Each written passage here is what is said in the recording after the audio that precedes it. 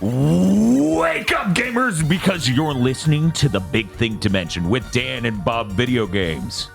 I've eaten the most delicious donut of my life. Now roll me into the recording room.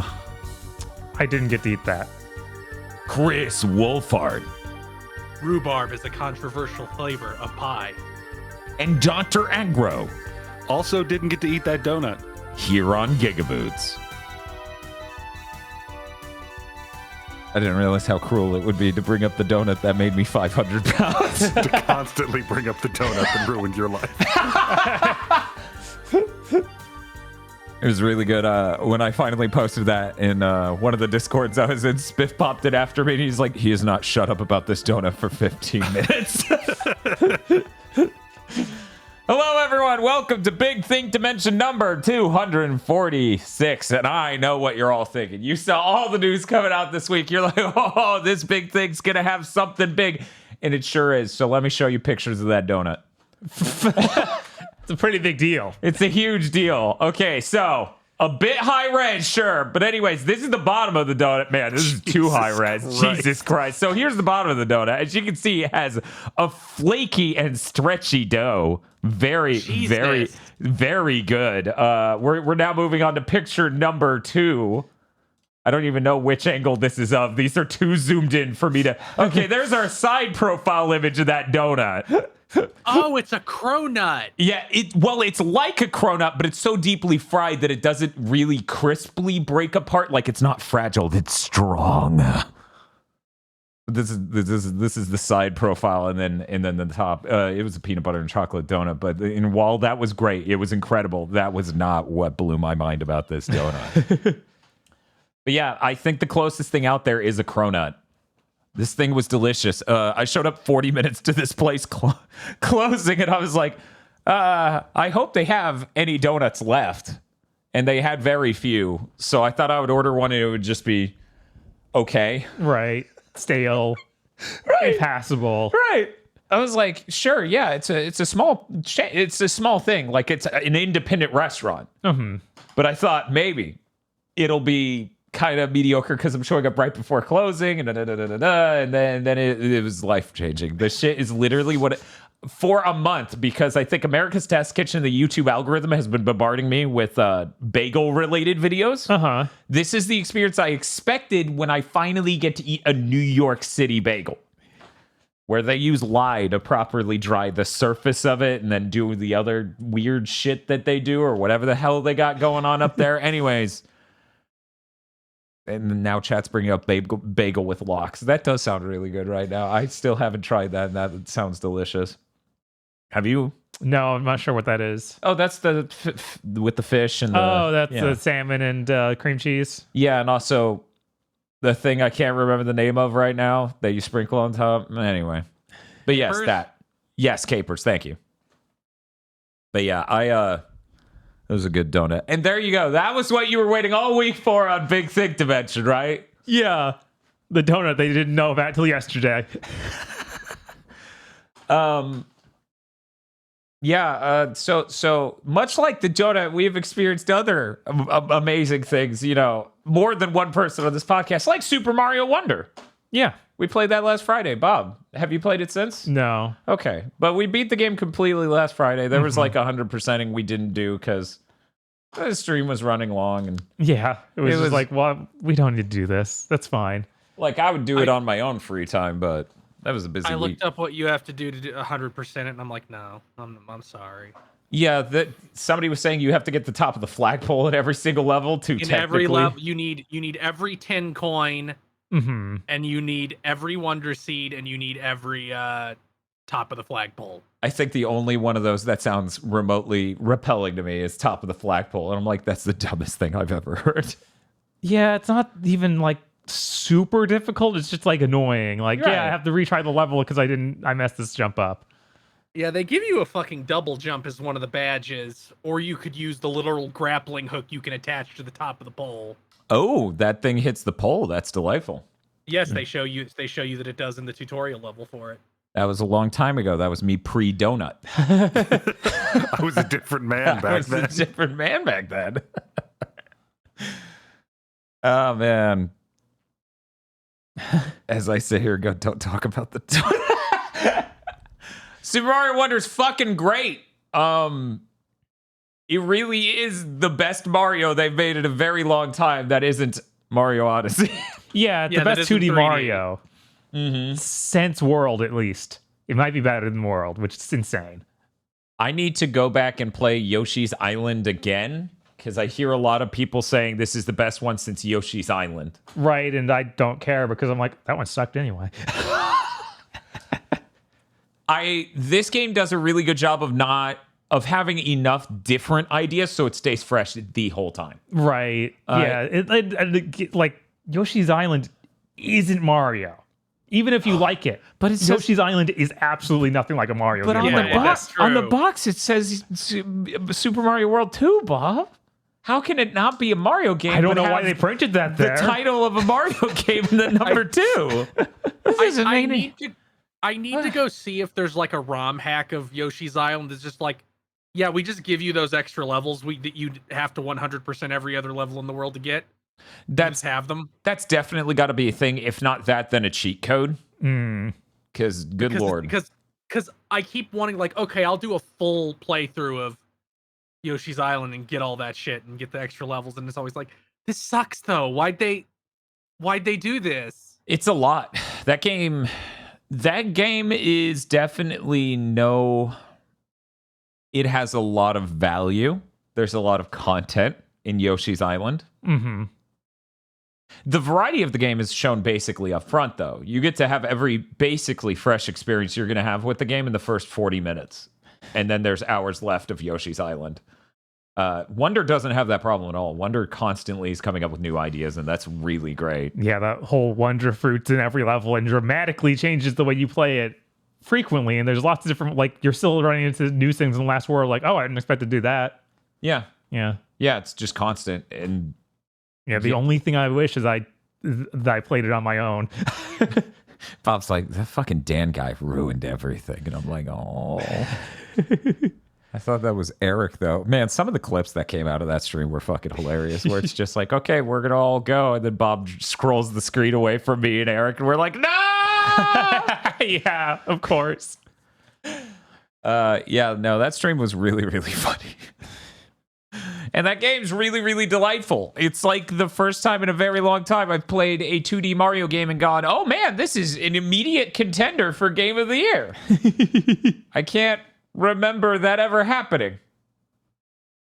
Yeah, it was a 2D Mario game, not so much. Like, I like New Super Mario Bros. U, but at no point was I like, this is a 10 out of 10. Like, I don't know. But this thing's immaculate. There's so much to do, and it's really, really good. Can my co-hosts hear me right now? Yeah. Okay, Yeah. so it's a Twitch problem. Fuck you, live viewers. Oops. The podcast still exists on our end. Which is all that matters. It's Right. going up on YouTube and RSS feeds later. But yeah, I don't know how much else I want to say about Super Mario Wonder. It is noteworthy. We spent almost the entire playthrough just playing as the princesses. You know, Right. Daisy, Peach, Toadette. Absolutely, Princess, yes. Yes. And only in the last level, possibly, of the last world did we both switch to Mario and Luigi, and we're like, whoa, their animations are fucking nuts compared to them. Right? Which is sad, but still, it's cool how good those look. I just wish that Daisy and Peach looked better. Oh, yeah. But Oh, that's a shame.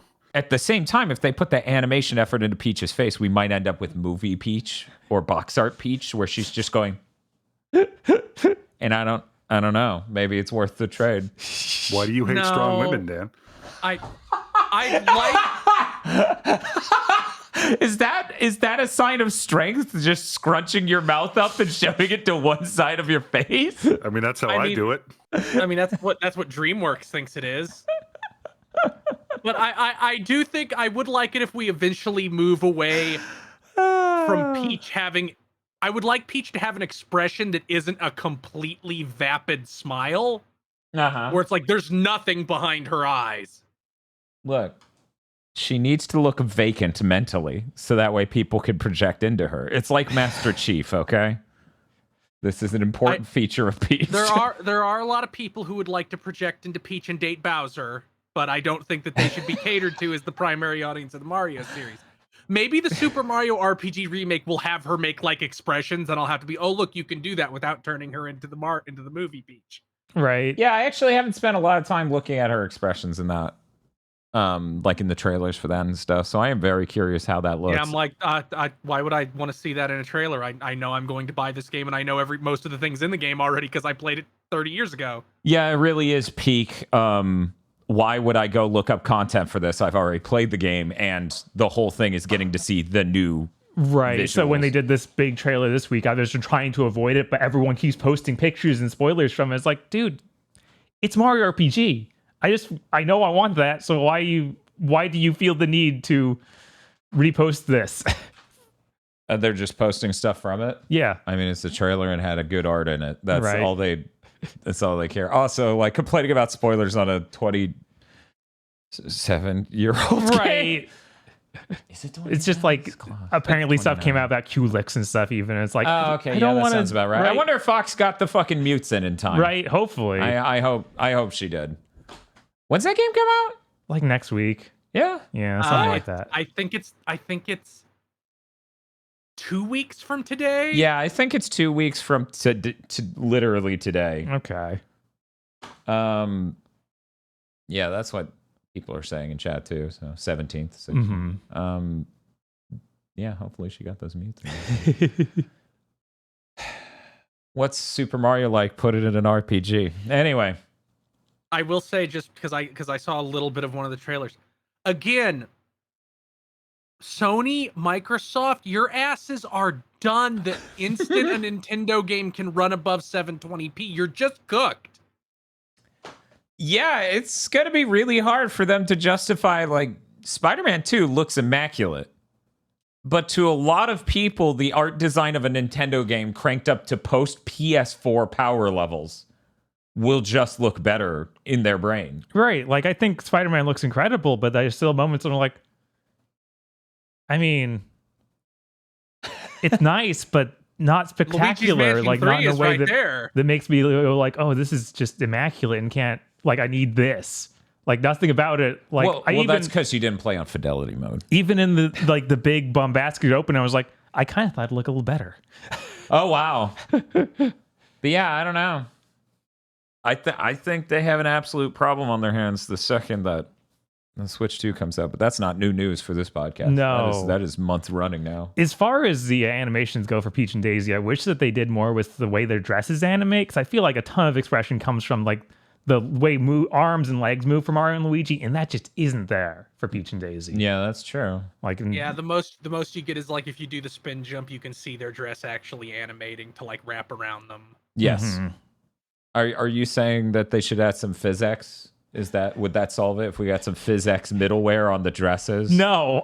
No. You need to have hand animated things where you see their legs moving as they try to hold the dress up or something. Bob, why do you want to see animations of Peach's and Daisy's legs moving? You deviant. In Mario Wonder 2, they just need to throw off their dresses in the opening and have like gymnast gear under it, and they just wear that for the game. Yes. Give me the striker's outfit for Daisy. Give it to me. Yes, and give them that quirky triple jump you get in like Donkey Kong 94, so that way they're literally jumping onto their hands to do another bigger jump off. Fucking everyone would just be 10. Like the Olympics. 10. That actually would be amazing. But what if instead of throwing them off, they literally just tore them off and it was like some fucking epic moment where it's just like Kenshiro shit? It needs to be like the Yakuza thing where a character can remove their jacket, their shirt, and their necklace in by one doing movement. this. Yeah, by just moving their arm up and to the side. Yeah. No, that's always a good trick. I need to do that in an edit in live action at some point. That would be really good to just be like, and now it's on the couch over there and flying through midair. Super Mario Wonder, not sure if you knew, is a good game. Bob, do you have any other things you wanted to talk about with it? It really is a game you should just play. Yeah, like you don't want to hear every little thing described. It's just, oh man, each level is kind of magical in its own way. Mm-hmm. And it's a lot of fun. I'm not so attention whoring or needy for you to think I'm funny or cute or whatever, as to just sit here and ruin your life by describing every cool thing in this game and you attaching that to me saying it out loud as, oh, this guy's cool. It's like, no, he's just telling you what's in the fucking video game. The video game's cool. He's just some guy who won't shut up and stop spoiling it. Fantastic game. Highly recommended. Imagine if a Nintendo game ever went on sale. At least they launched it at 60 and not 70. Could you imagine they launched it at 70? Well, even if they launched it at 70, you just buy those vouchers. I'm surprised all their games aren't 70 now to encourage people to buy 2 games more often. Yeah. I just do it. If you bought 2 $70 games with those vouchers, you save $40. But check this out. If I buy a game and then get one free, then it was all free. I wonder what Black Friday is going to look like this year. I'm really curious. Yeah, I doubt this will be on it, but maybe something older from Nintendo, like maybe Zelda. Maybe something else that people maybe should have picked up that features a dog. Bayonetta? Yeah. That's the one. I'm excited. I'm excited to get the Sonic Superstars for $30 on Black Friday because Lord knows that game ain't selling.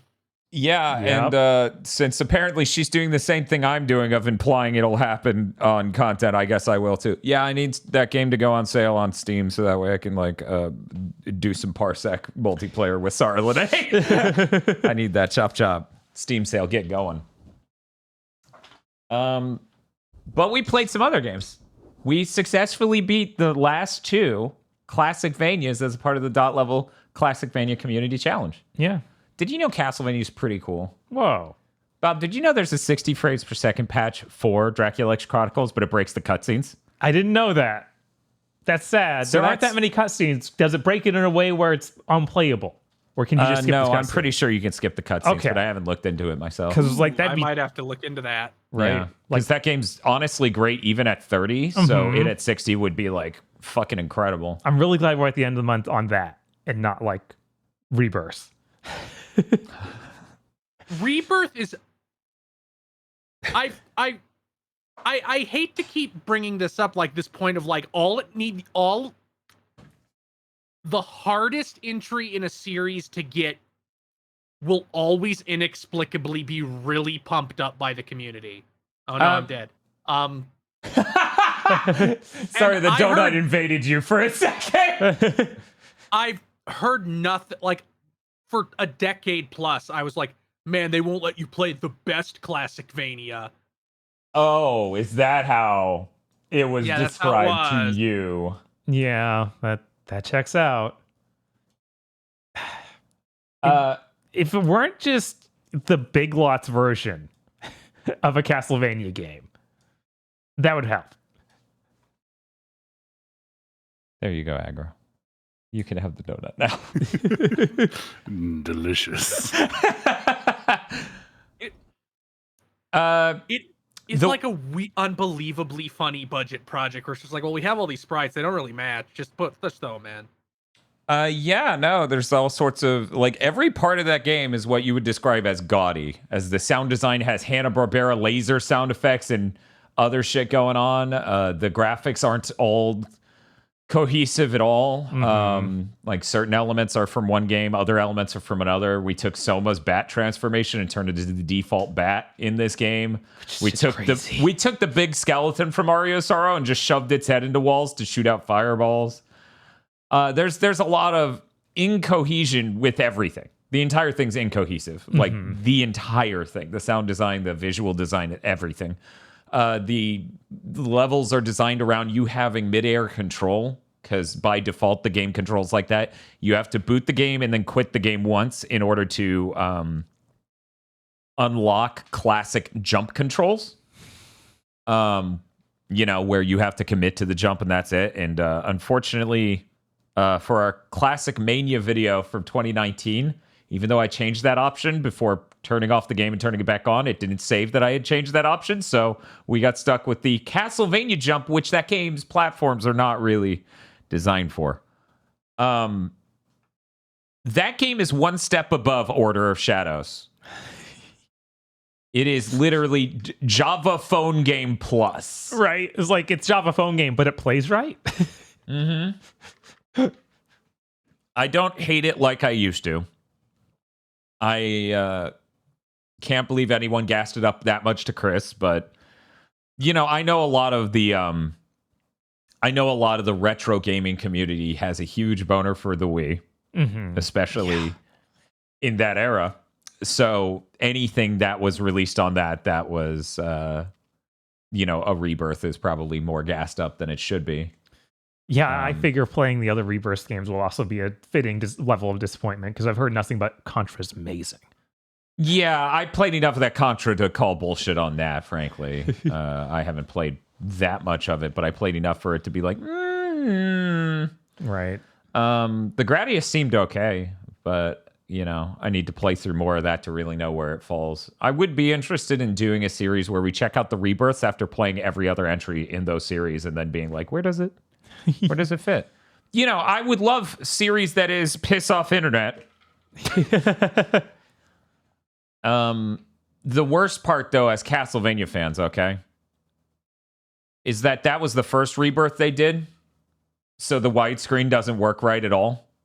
And none of the assets can decide what the pixel aspect ratio is. So the moon's fucked up, but other things are fine. And it's all over it because they didn't know what the widescreen would look like. Also, if you're on a real Wii, which we played it on Dolphin, worth noting, that's like one of the only streams we've done in years that was played on an emulator. Right. If you exclude the Mr. FPGA console from such a definition. Playing on that, at least, you can get a crisp pixel scan out. But if you're playing on the original Wii and you set it for 16:9, your game will just have like 40% less resolution. So it will just become blurrier. Then if you set it for the correct pixel resolution, it will still be blurry because it has the Wii's built-in blur and you can't disable it. It literally won't boot. Great. Yeah. But in the grand scheme of things, I feel like the pecking order, okay? The pecking order for me, having played through all 14 of those 4 dots challenge, is so here at the bottom, okay? Order of Shadows was not a part of this, but we're going to put Order of Shadows. And one step above that is Castlevania Legends. And then one step above that is Adventure Rebirth. Oh, it doesn't even get above Castlevania Adventure? Castlevania The Adventure has an excuse. It's a fucking Game Boy launch title. Yeah. There's something to be said for a game that's shambling corpse of a game that's at least cohesive. Because, yeah, I can't play Adventure. So where does XX fall? Right? Maybe that goes below Adventure Rebirth. I was like, all it has is good music. Yeah, that's true. So that's something. That is something. Adventure Rebirth's music isn't the worst. It's not the best. It's right. I don't think it's as good as many of the other ones, but yeah, I don't hate Adventure Rebirth like I used to, but it certainly is a gaudy ass motherfucker over there in the corner of this goddamn room. It was a real bummer though to boot Judgment in Dolphin and be like, yeah, that's locked at 30 frames per second, and then play Adventure Rebirth and then play Dracula X Chronicles and be like, man, all of these are the end of Castlevania. No wonder I was thrust into deep depression by this, because parallel to these, Portrait of Ruin and Order of Ecclesia are great, but you watch them build out the franchise with these cheap projects like these and Harmony of Despair. Yeah, no, it was really frustrating just feeling like if these things had the money, they could have been cool. And Dracula X Chronicles is way cooler than Harmony of Despair, Judgment, and Adventure Rebirth. Dracula X Chronicles is shockingly beautiful even now. Like, they did an amazing job for that fidelity. And it feels rather responsive for 30 frames per second. Like, they did the best they could, really. If anything, they should have just taken Dracula X Chronicles, made a fancy version of it, and released it for $50 on the Wii. Oh, yeah, absolutely. Heck, only a few years later, like, it would have been perfectly acceptable to put that on like PS3 and just with higher res textures. Oh, you mean like Lords of Shadow, like Mirror of Fate HD? Yeah, exactly. Because God, now I'm just thinking about how much better Dracula X Chronicles looks than Lords of Shadow, Mirror of Fate HD. Yeah. Art design turns out pretty important. Yeah, aside from that, I don't have a lot to say other than, man, Dracula still makes that cheetah sound or whatever. And he goes, meow, every time you hit him, and that's unbelievably funny. Perhaps the most fitting ending for a game whose sound design is that slip shot. What about ray gun sounds? Should he have made those too? No. Okay, no, the meow is peaking. The meow is peak. You can't put laser guns and enhance the meow. But that's it. That's all I'm going to say about Castlevania. It was a great time. It brought me back to the days when we would do Castlevania Day and we would just gather friends and play the new Castlevania that they released basically yearly. Uh-huh. Remember that? That was cool. That was really cool. What a great time in gaming. So surely it had to come to an end. Only Call of Duty gets yearly installments now. You're like, there's also Madden. No, there isn't. I can't, like, we can't pretend that's a legitimate releases anymore. The number's higher. There's a new number on the box. Mm-hmm. That's it. What if they gave them subtitles? Madden, Gallery of Labyrinth. Madden 25, Minuet of Dawn. Some man game got a subtitle like that. I'm trying to remember what it was. It might have been the 20th one. I could have sworn they were like... Yeah, I think they did stick some text on the title for Madden 20. I can't remember what it was. Yeah, because there's at least one where they just put GOAT. But I feel like there was one where it was actually... Excuse me, they put GOAT? Yeah, like the greatest of all time. They just put GOAT But on yeah, it. they just put GOAT. They abbreviated it. That was either Madden or NBA. I can't remember which. Speaking of Go, it was really cool checking out some of the other people streaming the Castlevania Challenge because the last Seahorse was playing a lot of OC Remix Castlevania music, and I'm like, I've listened to every single one of these songs at least 23 times because I just took the section that's Castlevania remixes from OC Remix and played that in a playlist for years. Mm-hmm. So that was neat. I knew basically every song. If I didn't know it, I'm like, I guess this didn't come out in the 4 years of OC Remix existing. I don't know. But that was great. GOAT is one of the composers who did a pretty good remix. Okay, I was like, how is this connected to GOAT? I get it, but... That's how. Because OC Remix is the GOAT. But yeah, good remixes, good times. It was real good. It was real good. Bob. Yeah. Did you play other video games? I played some of X Nordics because they put a demo out in the Japanese store. Oh, cool. Wait, you can read Japanese? No. Wait, but I've watched enough anime to know exactly what's happening. Okay, there we go. So, Bob, tell me about these dicks. They're Nords, okay, Dan? Okay, tell me about these scorns. So the game starts out like most these games where Adol Christian is riding a boat. I was super surprised. The boat doesn't wreck. I know That's weird. It's spoilers, but they don't wreck the boat. He gets to land at port and get off the boat. Has that happened more than once before? Before that, they are boarded by Nordic pirates, basically. Okay, yeah. And they fight them off, and then there's like, okay, they leave. Well, we killed them. We're good. But yeah, it's really strange. It's just like, this is an Ys game. What's happening? The boat's fine. Well, because of where this is on the timeline, like the curse wasn't fully in power yet. Let me look at the timeline one moment. This is immediately after Ys 1 and 2. Oh, I thought this was after 3 even, but no, just 1. Wow. Okay. That explains why they go so young with the portrait look for Adol this time. For Easeman. Easeman. Dogi is with you, but you don't get to play as him, and all I can think the whole time is, where's the Dogi game? I want to play as Dogi and then just be like, sorry, Adol, you can't do anything. I can help. Well, congrats. Welcome to being a Tails fan. It sucks so bad that the only Ys game where you can play as Dogi is what I think is probably the worst one, Ys 7. I haven't played it, but... Is that the PSP one? That is the PSP one, and it has this problem where you do the whole game, and you're like, okay, that was a pretty decent game. It's time to go to the ending now. And they're like, no, this is the midway point. Do all the levels again.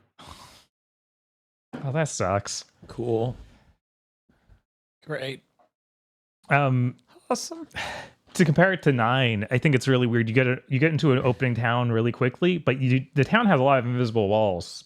The town looks better than it does in 9, but in 9 the whole thing was you got movement options that let you just wildly run around the town in goofy ways. Right, yeah, you can literally scale all the buildings and fly through the air and do crazy shit in Ys 9 for people who haven't played it. Yeah, but it's way more down to earth and just like, this is just an RPG town. Like, you don't expect to fight here and stuff. Yeah, he's not a monster boy this time. Yeah, he's not. Thank God. Thank God we're not. Yeah, that design was real bad. It was. This is probably the best Adol design in a long time. He is best one in 3D. I like Ys 8 at Adol a lot. Yeah, he's all right there for sure. I think this one's better just because I like the gigantic shorts he has. But the whole gimmick with this one is you have two characters. So you have him, and I don't know the name of the other characters. It's in Japanese. Okay. But it's like a Nordic girl who uses an axe. Mm-hmm. Cool. And they're literally bound together by like this energy thread. So like they try and walk apart, and then she just falls over because I guess Adol's too strong to even be moved for her trying to walk away from him. So it's Knuckles Chaotix. Yes, it's Knuckles Chaotix. So you can hold the R2 button, and then they both attack simultaneously and stand next to each other. Oh, cool. So they still warp over to you, and you both attack at once. Huh. Or if you're playing as her, Adol warps over to her. Mm. And they also have special attacks you get during that too. Like, okay, hold the R2 button, hit circle, and you'll do like this crushing attack. And the R2 button also doubles as like the guard in this game. So you can do like parries using it. And then they get a combo like counter attack. It's like, oh, this is neat. Weirdly, you have a dodge button, but the dodge looks like it's literally in slow motion. Like, it doesn't move you as much, and it looks really slow. I honestly wonder if it's going to be upgraded throughout the game, because right now it seems like you shouldn't dodge. You should just use this parry button. And is it just like all iframes and shit just goes through you if you're in animation? It does not seem to even have iframes, which is like, man, this dodge doesn't seem right. So that's really strange, because in previous these games that have gone 3D, you've had the dodge button. If you do a perfect dodge, you get slowed down time, and then you also have the guard button that does what it does in this game. We're getting a counter attack, whereas it feels like now you really just need to be doing that counter attack because the dodge just seems wrong. Which again, maybe you'll get an item that fixes that, because you do get you get different things throughout this demo. I got a grappling hook, which lets you in combat grab over towards enemies and pull towards them. And also to traverse stuff, you can throw it onto various parts of the environment and do swings, which is surprisingly physics-based. You can actually move Adol around and manually build up momentum. That makes sense. It's Knuckles Chaotix. Yes. What the fuck? Why is that the inspiration for this game? They're like, well, these two are stuck together. Are there any great video games where two protagonists were attached by an energy ring? Good Lord. This demo lets you play a surprising amount. Mm-hmm. So it's literally just the beginning of the game. 30 or so minutes in, Adol goes into his inner world, his mind, and you fight monsters, and then finds an old man on a farm, and he's like, I'll teach you how to do this. And then you get you get a bonus power to your counterattacks. I'm like, what the heck is happening? Did he get cursed? I don't think so. The thing that happens earlier is you get a magic seashell, and that activates your ability to use magic sword powers and actually kill these things that are immortal, like these monsters that'll keep regenerating. It lets you kill them. So maybe it has something to do with that and the mysterious lady who talks to you through the seashell. I hate that Lords of Shadow has damaged me so much. That you're like, so he goes into his mind, and I'm like, Palace? I immediately thought of wolf doors. Well, at least it's not me. If we're all damaged, then it's fine. And it's normal, actually.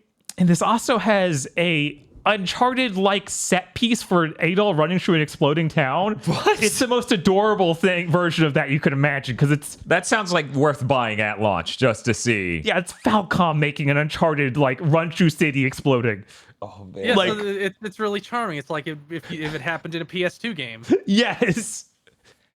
and I mean like a mid-tier PS2 game, Right. not like a Resident Jack. Evil 4. Right, not God of War, not Resident Evil. Like Right. Something more like Tack and the Power of Juju.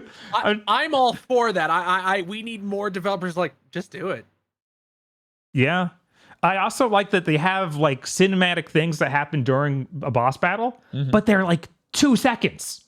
It's like, here's a cool cinematic attack you do. You're still playing the game though. It's not like in say 7 remake or something where it's like, here's a cool cinematic attack you guys do together. It takes 30 seconds and you have to watch every time you do the battle. Right. Like, no, it's something that's gameplay first. Really slow. It's small. Right. Yeah. Yeah, those trailers had lots of cool things of like Adol block, like sword fighting the bosses and stuff in little cutscenes that I thought was very neat. Yeah, and you'd see that. They had to roll the timeline back because this is before Adol got Super Saiyan Blue and could just eradicate anything in the universe by looking at it. Even in this though, you run into the first they're like weird gray-skinned monster They're called people. Griegers. They're called Griegers. You run into Who them. knows if that'll be the localization, but that's what they are in Japan. And they beat you up a little bit, but they start coping and seizing because you can actually hurt them because you have that magic that can stop regeneration. See, I always love in Arcana Pishtim, the sixth game, the 60th game. Yeah. Where you fight this first boss and then Adol collapses from exhaustion and his sword breaks and like the natives show up and say, "What do you mean you killed this thing without our magic material that lets you hurt them?" That was pretty Beat it good. to death. That shouldn't be possible, dude. Do you like have an explosion in your sword? It's like, well, kinda actually, yeah, a little bit. We should. That's why I'm like the part of East 9 that pissed me off the most was the guy that like nothing personal teleports behind Adol. I'm like, no, that's the one character you're not allowed to do that to. Yeah, especially that late in the timeline. Him and Kazuma Kiryu, you're not allowed to like have a character prove they're big and strong by humiliating those two characters specifically. We when we inevitably do some East thing, we should do a chronological order of the game's timeline. Ooh. Not chronological release. No. Well, it was a good month. Unfortunately, we jumped from 3 to 7 or something insane like that. I'm sure something's gonna jackknife. It goes 1, 2, 10, 3, 4, or no, it goes 1, 2, 10, 4, 3, 5, 8, 6, 7, 9. And we need like 2 different versions of 4 in there at least. Even though everyone will tell us, please don't. So that means our play length is going to be like moderate, a little bigger, moderate, insane. Yeah, I assume 10 is also going to be insanely long. We'll see. Right. Relative to an East game. Anything, because, But yeah, Origins obviously goes at the beginning. Right. Like everyone knows that. It's in the title. Yeah, it's right there. It'd be kind of insane if they made one before Origins. That would be the dumbest title ever. Can you imagine? Origins 0. Right. Also, Adol gets to drive a boat. Yeah. It's kind of crazy. Yeah, I think that might actually be more shocking than the boat landing and him getting off just fine. I don't know. Something about him actually piloting it feels more natural than him being able to survive being on a boat. Well, there's violated by someone else. I think 6 is the one that opens with him literally getting off a boat. One of the that and maybe 3. No, 6 he gets shipwrecked. Okay, what about 5? That takes place in a desert. I thought one of the PS2 ones opening sequence is him getting off the fucking boat, but one. I think he safely gets off the boat in East 1. He successfully gets to Felgana in Oath and Felgana, which he arrives on in that boat. Is true. I believe he arrives safely in 7. 1 he washes up on a fucking shore, I'm pretty sure. Oh. Yeah. I think it depends on the version. I think in some he just shows up in a boat. Because I don't think I forget. There's like 4 different games that have storm walls. There's all kinds of shit. Right. Yeah. But piloting boats is actually pretty fun. Like they made us have a fighting other boat system similarly to Kingdom Hearts 3. So you actually you have 2 kinds of cannons, one that just sort of can shoot in any direction, and one that you need to line up facing the side of the boat. Ooh. My brain forgot about the Pirates world when he said Kingdom Hearts 3 ship fighting. So at first I'm like the gummy ship? That seems very different. That would be bizarre. How would you translate the gummy ship combat into? Oh right, Pirates of the Caribbean. That was an awesome part of that game. The best. I feel like it's kind of undisputedly the best in that game. Yeah, it's complicated. I'm trying to think of, because it's so easy to think of what's the worst, which is, sadly the Big Hero 6 world, because it's just not done. One that just isn't done. There should be a lot more there, and it's just not. I think Pirates was the best world in Kingdom Hearts 3. But yeah, that was fun, and man, this game sure looks nice and runs well.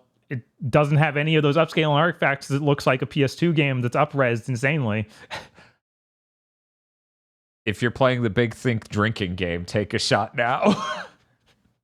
But no, I do appreciate a video game that looks nice and crisp and doesn't have horrible temporal AA artifacts all over it. Yeah. And like I said before, I think it's got the best design for Adol in a long time. I think the designs all around are really nice. Like, I like the new girl. They have the version she starts with where she's wearing like a Nordic helmet, and that's cool. But then they're like, everyone in town is scared of you. Please stop. I didn't write this into my news, so I'll bring it up now. Starfield actually is getting the DLSS update sometime soon, so I win because I didn't play it at all, so it will look at all decent. Hopefully it not only has DLSS but DLAA, where it doesn't. Like, it literally uses that deep learning just to add anti-aliasing instead of trying to replace pixels wholesale. Right. Yeah, no, I can't stress how much better than fucking FSR2 DLSS is. They were like, we're bringing DLSS, and I'm like, yeah. They're like, frame generation. I'm like, motherfucker. I want it to look better. If I wanted image artifacts, I already have modes for that. Right. I could also just take a hammer to my GPU. Look, there's not a checkbox on this metric for look better, so we just went with the one where the number went up. What's the highest number of DLSS? Okay, we'll support that. And I'm like, you have to support the other ones too, though, right? And they just stare at me with the Anakin stare. Oh, right. I was going to ask, does the Ease world always have 2 moons? Because in this game, they pan up to it and show it, and like, just for a second, like it's just normal. And there's nothing mentioned. Yes. Okay. Yes. I won't be surprised because they've talked about, like, a lot of the people who started at Falcom that are still here are getting to retire. So we might do a wrap up Adol game eventually. I wouldn't be surprised if he goes to one of the moons and it's just fake. Yeah. Yeah. Man, it is a little bit of a bummer thinking about where this is set in the timeline because we don't get to advance it forward. But at the same time, like, this looks like a really good game. So it's okay, though. Here's why it works. They're going to invent a villain that Adol has always had, his real arch nemesis. And in the next game, you'll get to finally defeat the series-long antagonist, Guy Assface. This is Adol's brother he grew up with in the orphanage. He was always a thing, but we never mentioned him. I would be more okay with them bringing back the boss of the final boss of East 2, who they go into really hard in East Origin, because that dude's a dirtbag. Right. And I would be okay with him being the final boss of the franchise. Right. But if they just try to introduce some guys, like, he's always been if they do the Warcraft thing where it's like, well, you know that thing 20 years ago? He was just off camera making it happen. Yeah, don't do that. But yeah, Aggro, did you have any experience with the PSP God of War that's literally that, where it's like, your brother you grew up with, here are cutscenes of you being sad as he's taken by demons? Oh my god, no, I was making an Uncharted 4 joke. Right, that's right. I just figured I would also clarify this has happened more than once. At least the brother was set up if you beat God of War 1 on a certain difficulty, yeah. No. It's you beat all the trials in God of War 2. I think in God of War 1, you get to find out that Kratos is Zeus' son if you beat all the extra shit. And then in 2, they're like, he had a brother also. I know Jaffe was there when the idea of his brother was birthed, but the thing is, like, Jaffe left in the middle of 2, so who knows? Yeah, I could have sworn one of them you could unlock a costume that was his brother. Yeah. Something like that. Yeah, I thought that was 1, but I guess it's 2.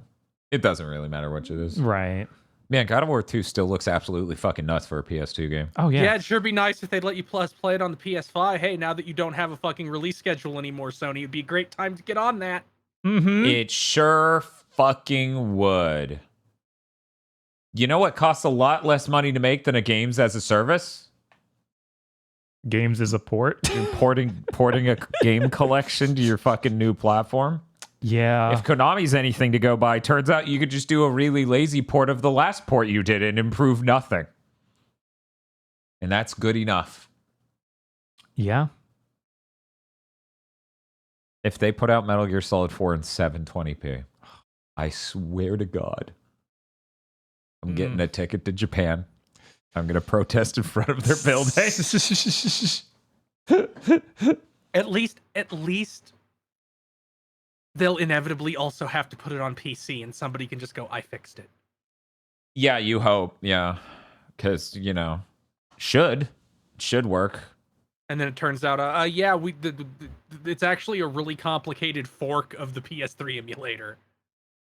I was hearing from someone once that there have been products that shipped with the Dolphin emulator just in them. I think that's what the Killer 7 PC port is. Right. So I just sit here and then wonder, where the fuck's our Judgment port, Konami? Where's our Adventure Rebirth port, Konami? Yeah, I'm like, Adventure Rebirth for sure. At least Judgment has that air of like the community doesn't like it that much. Like there's a little bit of negative sentiment around it, at least. What community cuts to a graveyard? You're like, the lively Castlevania community, they're real. They're real.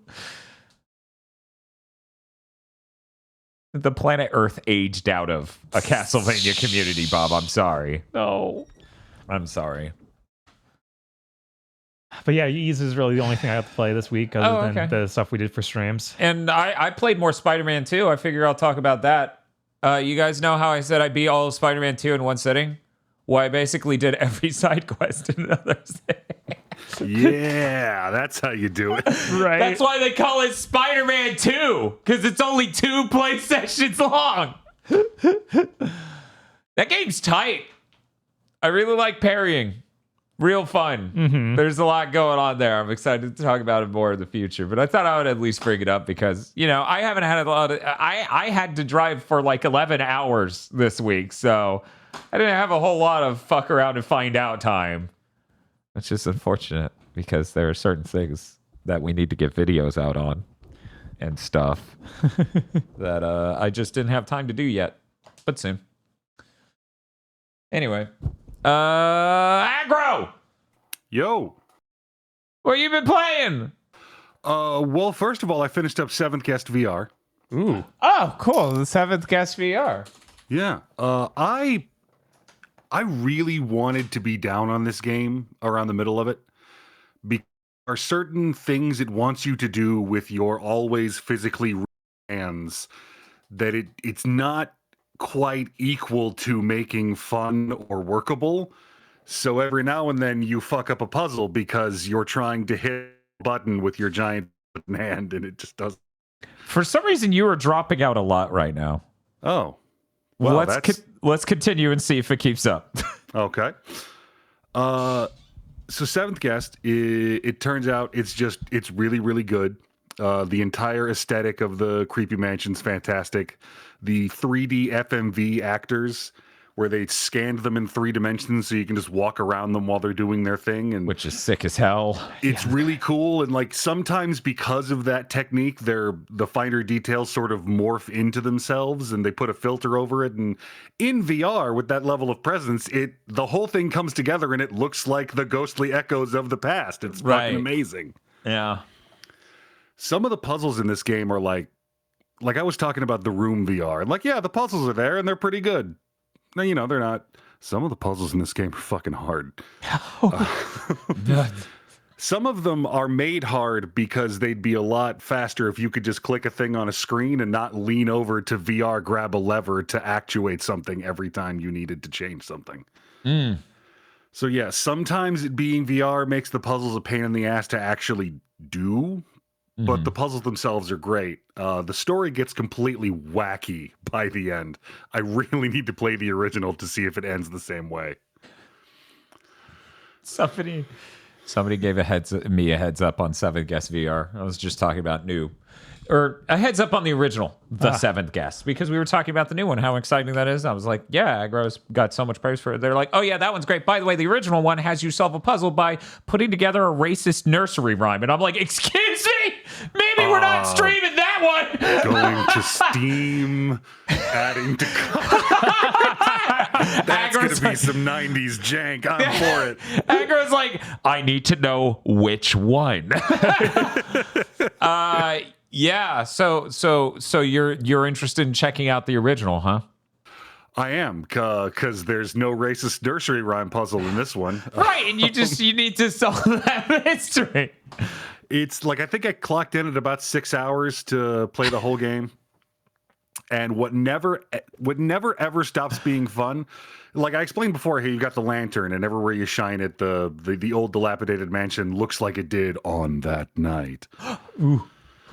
Well, the mansion is also covered in oil paintings, some of which are most of which actually are real actual paintings. And every time you shine the lantern on them, they alter, sometimes hilariously and sometimes in deeply disturbing ways. Ooh. Yeah. It's a good time. I was really glad to add this to the stack of atmospheric puzzle games coming out of VR. I love this genre so much. It fucking rules, dude. That game of the year is going to be vicious. It's never been worse than this.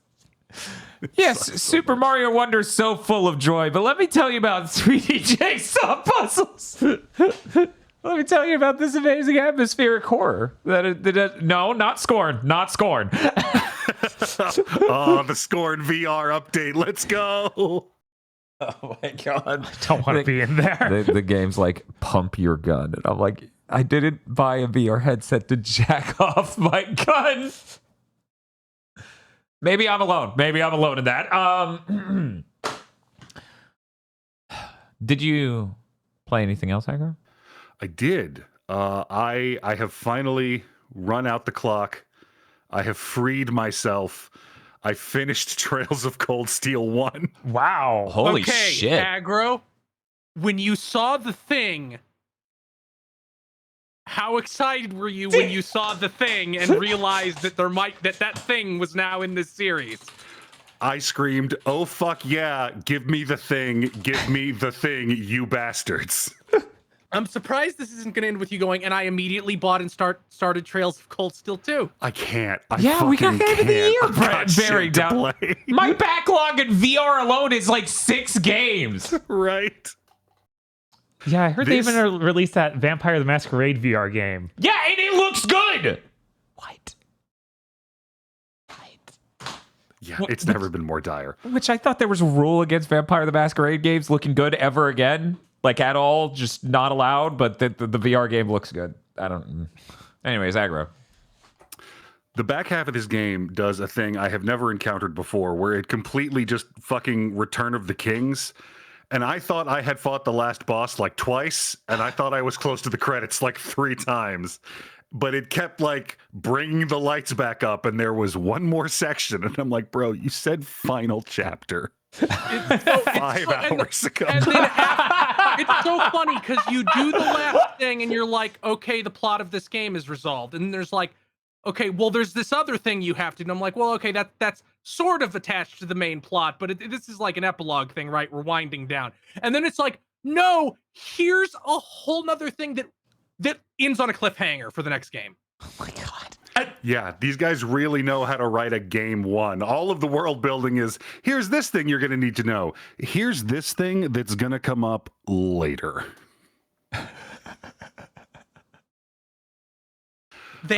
I need you guys to know that the final battle of this game has a tutorial in it. because it's for something you've never done before in the entire rest of the game. Now, I hated it. One moment. Yeah, I was going to ask Chris, complimentary or derogatory?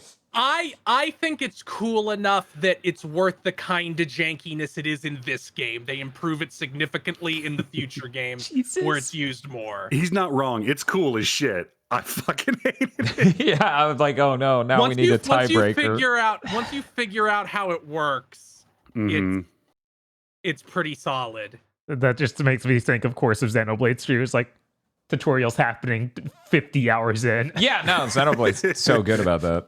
It's so fucking hilarious. They're like, by the way, here's this new thing. And I'm like, I'm a 50-year-old man. Just let it fucking end. I don't want to learn new things. This game has an obvious, I believe, I need to look into it. It has what seems to me to be an obvious canon pairing with the main character that you can completely ignore, which makes all of those cutscenes hilarious. Yes. Now, no spoilers. Uh-huh. But in future entries, they're like, well, we can't actually do save transfers between platforms. We'll just make every relationship a little bit canon, and it comes off so funny. And then we end the series with, I love all you guys! The perfect JRPG harem scenario. I'm going to come back in 2 games with 3 children. It unironically comes off like Reen had sex with every single person he's ever met. That's how it comes off in later games. Good. That's how it comes off right now. Good. Good. Good. Also, there are, and I saw a lot of cracked out builds for weird shit in this game and crazy stuff you can do with characters, and none of them were about Elliot Craig, your main healer, which is because he doesn't need a weird build. He is so fucking monstrously OP all on his own that you can be the dumbest motherfucker on the planet with the stupidest builds and the worst equipment, and this little ginger will keep you alive through every boss fight conceivable. There's so many good builds in these games. I love building a caster character that's like, well, I gave him the thing that makes weaknesses more weak. Like you deal additional bonus damage when hitting a weakness. Then I gave them the thing that makes the first spell they cast in a fight twice as powerful. Then I gave them the thing that makes damage they deal with spells give them MP back. Then I gave them the super spell you can only cast once per battle that costs all of your MP and eradicates the field. It also gets these bonuses, by the way. That's amazing.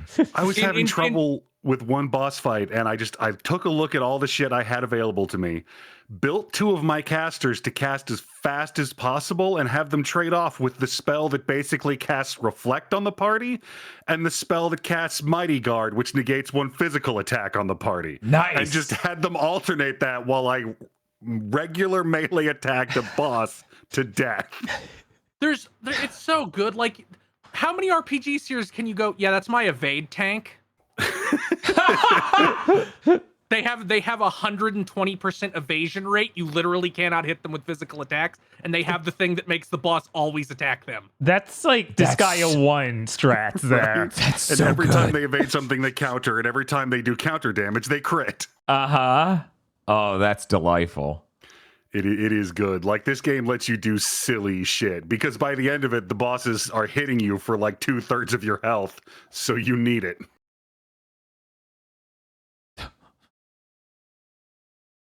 So is it called Trails of Cold Steel 1 because you beat it in 1 play session? How similar is Reen to just Tenchi? Like, is that like just from Tenchi Muyo? like from Tenchi Muyo? I mean, they're really obviously the same archetype. Okay. I'd compare Reen more to like the protagonists of light novel where character goes to combat school.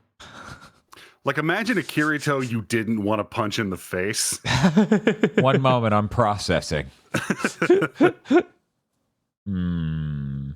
This game also has an Ys reference in it. You go to a shop with one of the girls, and she looks at a strap that has Dogi on it. There's also an entire character that's a Neptunia reference. so glad. Can aggro tell which one? I bet he can. Who's the murderer? They're in the room. It can't be the really obvious one, right? Yeah, totally. It totally can't be the really obvious one that looks and sounds like she's from Neptunia. Because they had to pay it forward when Neptunia included Falcom Chan. Jesus. I really love how, like this game is set in the hero's ongoing storyline. So every now and then a character will show up, like walk into frame, and the camera will hold, and you can hear the studio applause go on because he's from an earlier game. I'm like, I wonder who this fucker is. There's not even that many in Cold Steel 1. There's not a lot, but when it happens, it's great. You have to understand, Aggro, just because a character walks on screen and another character says, "Oh, you're this person," or should I say, the Red Comet, that doesn't mean they were in a prior game. Oh no, I figured that out when they did it like 20 times. That's just how Trails introduces every single character. That's really it's like, good. you're Arios McLean, or should I say, the Divine Blade of Wind. It's really good. It's so good. Like half the world building is them talking about, oh, have you met like Big Dick McSwordgood at? Oh no, but I've heard of him. Oh, well, you're not going to meet him in this game, so forget I said anything. Yeah, I think Laura, the sword girl, is like, I practice this school of swordsmanship, which is the rival to this other school that all the big dick dudes use, but ours is just as good. And then you meet her dad, and you're like, holy shit, that dude's awesome. It's true. He's wearing a scarf. I was like, well, how would this be relevant for Game of the Year, right? And I was like, oh, we could do best old game, and each person brings in their own, right? Right. And I'm like, okay, so Aggro's might be that. What would mine and Bob be? Ah, fuck, it's Red Steel 2, isn't it? Probably. Fuck. That game was much, much better than it was allowed to be.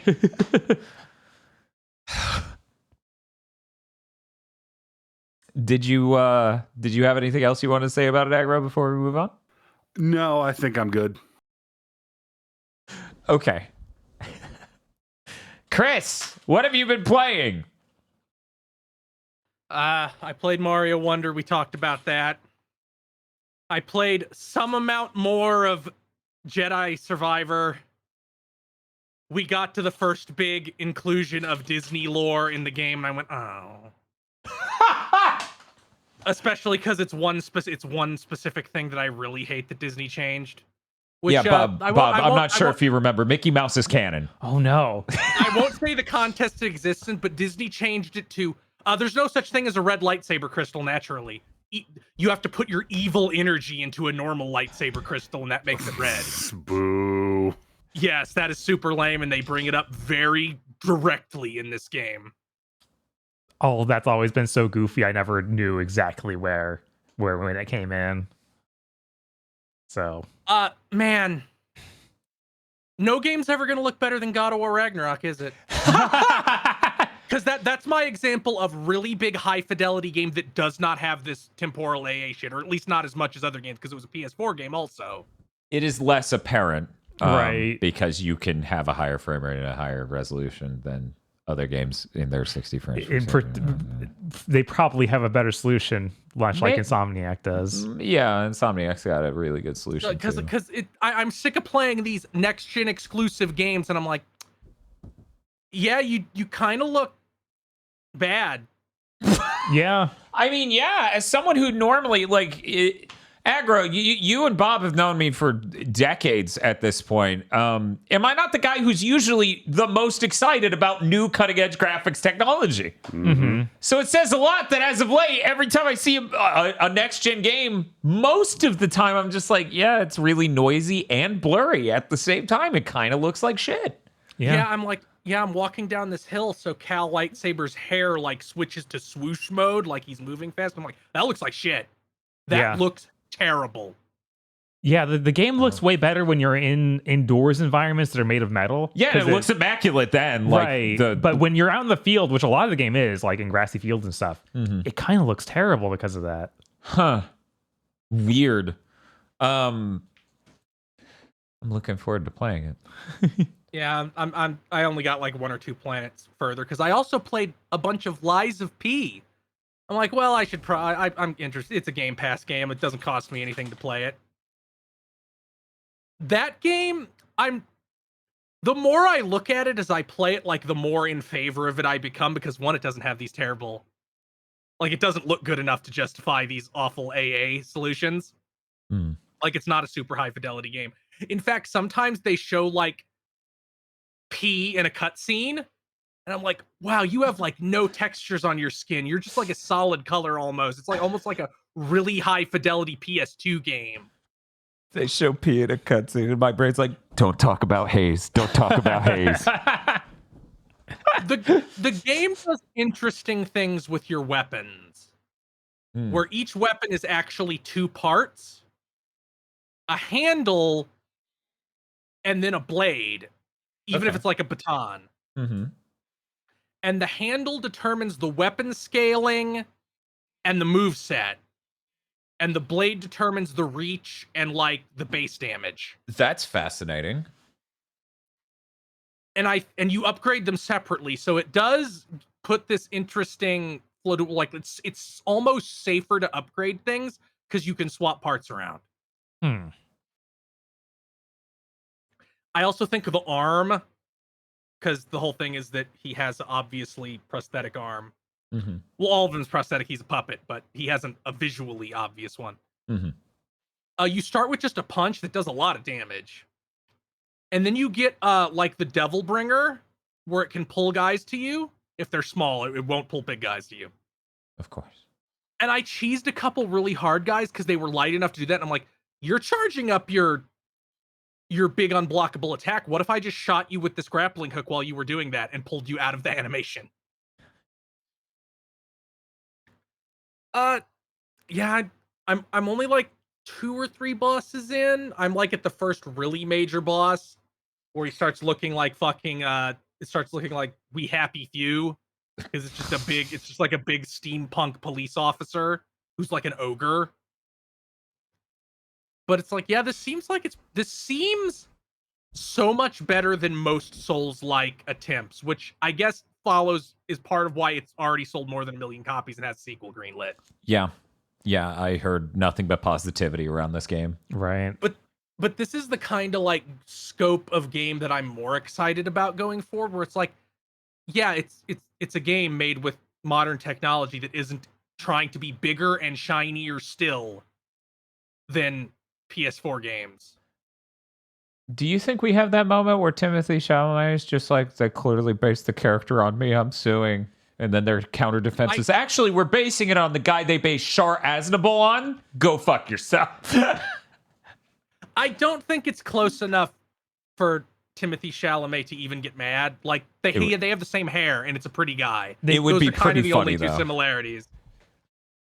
He might be the exact right age range to be like, oh, sweet, I have to play as myself in this game. He's like, yo, this is dope. That's true. Although he probably doesn't play games because Tom Cruise was like, learn to ballroom dance, learn to do all this shit so you're a more valuable actor. Don't do any drugs. Don't do any franchise shit. That's my advice to you, Timothy Chalamet. I did not know about this. That actually isn't bad advice. Right. So I think it was like, don't let yourself get sucked into Marvel. That makes sense. I mean, look at what happened to Star Wars actors. Like, that's never been a good choice for them. So a relative of mine's watching a Netflix movie, allegedly the #1 movie on Netflix this last week. So anyway, they're watching this thing. I have heard references to it, don't know what it is. But what's it? Chris Evans? So Captain America is in it, and his head looks photoshopped onto his neck. I can't look at him and not see the Marvel character and be like, that's not how his body looks. It's just fucking weird.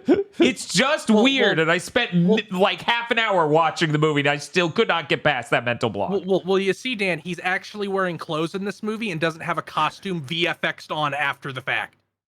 Right. So one might argue I've never seen his body, only ever his neck and head. I played one last thing. Oh, yeah? What'd you play? Psychonauts 1. Psychonauts 1? Which I played on Xbox backwards compatibility. That's not the way to play that game. Oh, What? weird. You should play it on PC. What? Because 1, it only runs at 30. Okay, yeah. 2, it doesn't have autosave, and the PC version does have autosave. 3, it crashed on me 5 seconds before I defeated the final boss, and I had to do the entire last level. Oh, fuck that! Oh, come on. And this wasn't a transitioning through a load crash. This was a final boss swings that goes and freezes. And then I try to boot the game right after, and it crashes on boot. And then I had to boot it a 3rd time to successfully get it back. Last level of Psychonauts 1, notoriously punishing. Of course. Well, yeah, it makes you play it twice. Psychonauts is a really interesting game. It's a lot better than I expected it to be from memory. Okay, well, you played 2, right? Yes. How would you say it compares to 2? It has much worse game feel than 2. Understandable. Yeah. I like the writing more because, like, this is very Invader Zimmy. Like, it has that edge of, like, a character will just blow up, and that's funny. Mm-hmm. And while Psychonauts 2 has a lot more of the, what we're discussing is very important.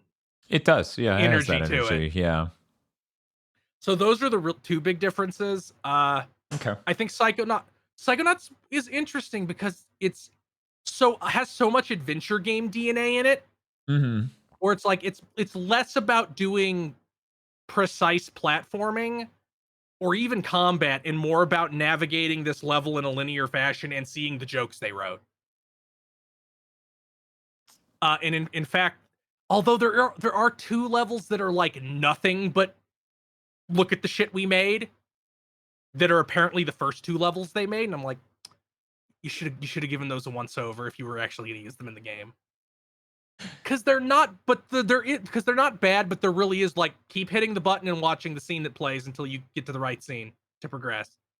Like it leans really into the adventure game element of find this item, use this item here. You can now progress. Now use this item there.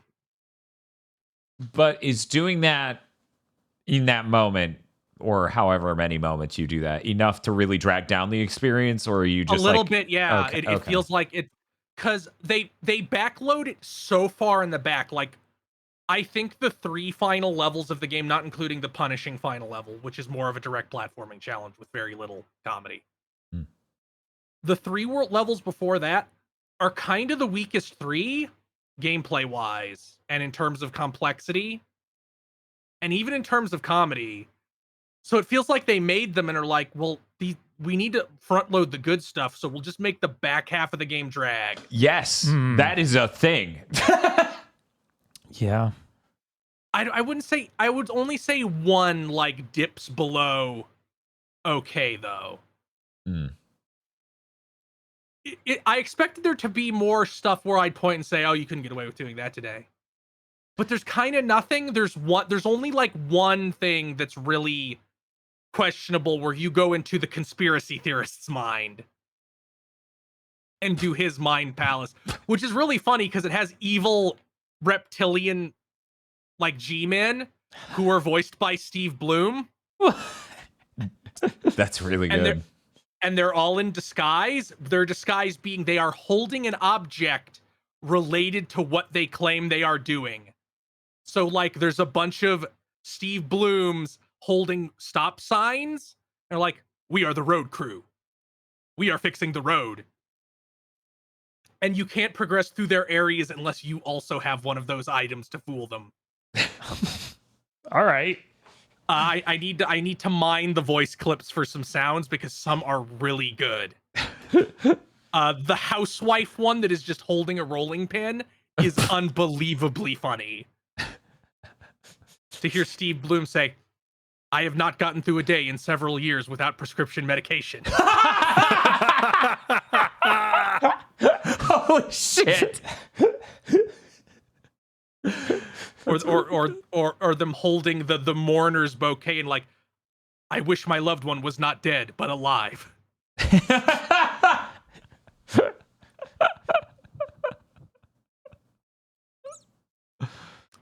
Oh man. pretty decent game. The ending kind of goes on too long. There's kind of an entire boss fight that I don't even think should be in the game. It should just be a cutscene.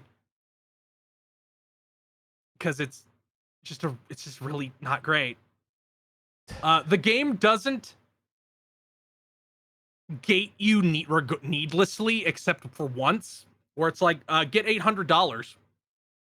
To get $800, you need to get $50 to buy the thing that will let you more efficiently make $800, because you're never making $800 normally.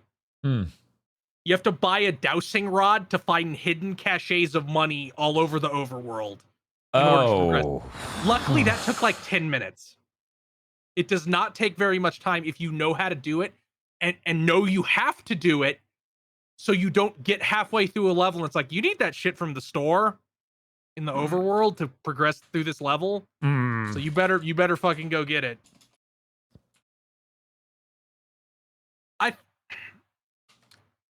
I think that this game definitely has better levels than Psychonauts 2. Psychonauts 2 is more like platformy. Like, it's more of a straightforward platformer than this. But it also has less interesting levels, and also isn't as funny because they became less cruel, but cruelty is comedy. Right. Yeah, I get that. And it's like, the cruelty is like a midpoint episode of Invader Zim. Like, it's not even something that people go, oh my goodness, they're doing that now in 2021. But it was neat. I'm excited. I expect that Psychonauts 1 and 2 will be good, and then Brutal Legend and Broken Age will make me think Tim Schafer should be put in prison. Because that's right. You're trying to cast your spell to make Double Fine disintegrate. Right. Or maybe by playing all their games. Maybe it'll negate itself and make them better somehow. I don't know. It's been 2 years since Psychonauts 2. They sure should be presenting some new project at some point. Yeah. I don't know. Modern game development isn't really about that here in the West. Dragon Age is a great example of a game, and we don't need to show things. I mean, look at Marathon. They didn't show anything with that, and it's fine. We definitely don't have any news articles about that this week. No, of course we don't. That'd be crazy. But that's the only stuff I've played. Oh, okay.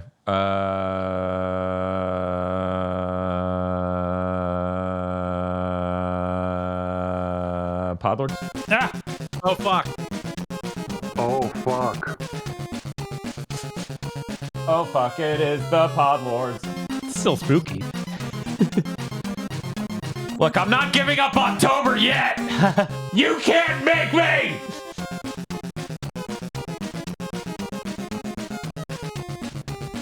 Yes, that's right. The Podlords. Podlords such as BN12. E. Lee Broyles. Bountiful blessings to you all.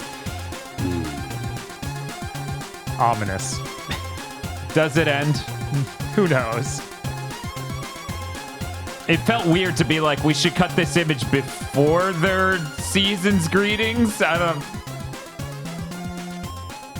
Bountiful blessings to me sounds like what you would say to someone in your fake Thanksgiving celebration on an episode of Star Trek. Red Blaze 27. Oh, fuck! The Ponderu Lords! Already! Already? Come on. Thank you for waiting. It's November 1st. Second. I'm still playing spooky music! Stay away! You can't do this to me! I almost considered going into the Podlord channel and being like, I better not see any Podorus until the 3rd week of November. But I was like, surely they won't instantly have them. How wrong I was. How wrong you were. Rado, 101 Shades of Wonderful Remastered, WTF Spider-Man, Mr. I Like Spam. I'm here to tell you that Fall Guys beans are now canon to Final Fantasy XIV universe. The leading theory is that they are hell spawns. That seems right, yeah. DFW 3K. Muckbun. May I offer you a dog in these trying times? Aww. You may. Aww. Small dog. He's cute. Kristen. I don't want a lot for Christmas. Was this pic even related? Kyle Bjork. I left LA and all I miss is Little Tokyo and my money.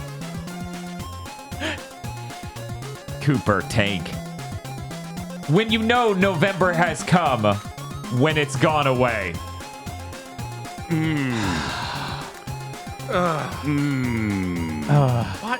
Why Kibune?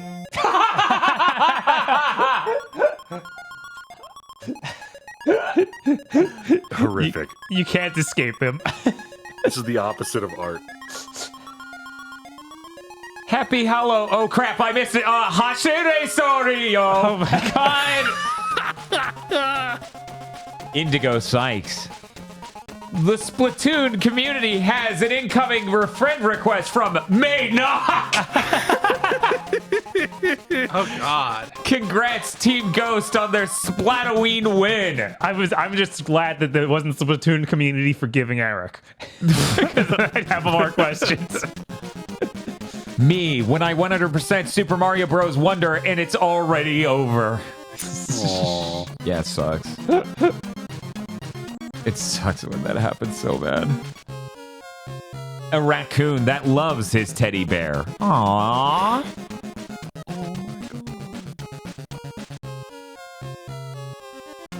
Shinji 16's 40th birthday party is going to be an all-day 2DX requests and chill stream Saturday, November 11th, and hopes to see you there. This has a real... Come out to the community center. I guess happy birthday is in order 9 days from now. The Super Mem. You think I'd let you play this on your own?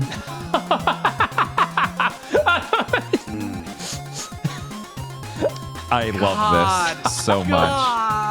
I love this so much. You know, considering that that Gene Carrier is actually Gene Courier and just a white guy, this is probably pretty close to how Gene Carrier would look in real life. Yes. Yes. He looks like Beekman's evil twin.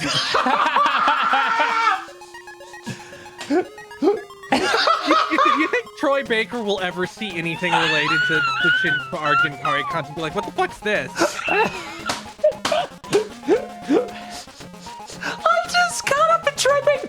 That's right. When we swing it around the room, the Doppel effect causes it to sound different. The giant rat just staring unamused. Holy shit, ow. Sarlene, Timothy Pfister, Bearded Joe, Pleochrome, Krunglespum, Lord Richter celebrating my birthday. Oh, new bit next week. Me, when the first snow of the season happens on Halloween. Great Lakes be crazy sometimes. Nice. Yeah, that's fucking crazy. I traveled to the new city for the GigaBoots HQ in the peak cold front of the year. And I'm like, I sure am driving at 31 degrees. Hope nothing's frozen. Oof. This sure is a nice, groovy Psychonauts level. Surely nothing messed up is hiding in Mila's mind. I didn't find that, so it's not there. Hey, that's a great system. December is but a cage of the mind. You cannot escape the cycles of Gimpotaru. Yeah, she's gonna do the Yujiro Hanma thing from Baki, where he just walks through a pane of bulletproof glass and like stretches around him first. Oh my god. I realized I've yet to introduce you all to the other half of Undead Unluck. Meet Andy, the goat. Sometimes dead is better. Alternate universe Saber, but a space cop? Sure. I mean, there's everything Saber, so why not? I don't have any evidence against that being how a space cop would look, I guess, other than the movie Space Cop, which is, Red Letter Media's thing. I've watched Tenchi Muyo again, so yeah, that seems accurate. Yeah. I mean, like, is it a space bikini or is that, like, unrelated? I think it's unrelated. I think this is a summer one. I look at chat and I see we have 12 sabers left. Jesus. Well, the Final Fantasy XIV event certainly did stay accurate to Fall Guys. Egg Scramble is still terrible. Oof. I played so much Fall Guys last year when Cornbread Pockets came down. We didn't get Egg Scramble once. Lucky you. Dan, after selling me the OLED, VR, and Tier 1. Every time you put on the VR headset, I'm there with you in the room. Thank you very much to our Pod Lords. Thank you, Pod Lords. Pod Lords. And thank you everyone for the mistake to not ascend to Podaroo Lords right now. And if you'd like to become a Podlord, you can go to our Patreon at patreon.com/gbpodcast. For as little as $5 a month, you get many benefits such as early access to Chugging Bleach and Pokemon Go to the Movies, our 2 monthly anime review podcasts. You also get extended and cut content from other shows we do when such content exists for you to be given. You also get an exclusive movie, Isolation 119, a movie you can only get on the GigaBoots Podcast Network Patreon. There may in fact be versions of it with commentary tracks baked in waiting for you on that Patreon because we just did one. Yeah. We did it with Dr. Orochi from twitch.tv/Dr. Orochi. It was a really good time getting to see yet another fresh pair of eyes on the movie. You also get you also fund a monthly show, either a public show where we review something horrible and you get a private commentary track on the Patreon, or a private show where you get to watch on a good thing. You get to watch us talk about a good thing that you get to vote on what good thing we get to talk about. That's patreon.com/gbpodcast. And if you don't have any money, it always helps us immensely to tell your friends, rate us on Thursdays, retweet these going live posts on Twitter, rate us on your podcast app of choice, or leave a comment and a like on YouTube if you listen that way. That's patreon.com/gbpodcasts. Let's get this baby news out of the way first. Apparently, Chris is a block of gray. Let me see if these 2 clicks. Okay. Apparently, Microsoft cut the benefit for 238,000 employees to get they got free Game Pass Ultimate. Their employees are fucking pissed. And Phil Spencer, that's definitely a thing you do when you're making lots of money. Phil Spencer's like, I didn't know about this decision. Let me look into it. And I'm like, how the fuck did you not? Pretending to be too incompetent to know what goes on in your company is not better than having made a bad decision. Realistically, there can't be that many people there who play on Xbox, realistically. Like, it's probably higher than the general population. Uh-huh. But can't be that high. Like, this is such a nothing benefit.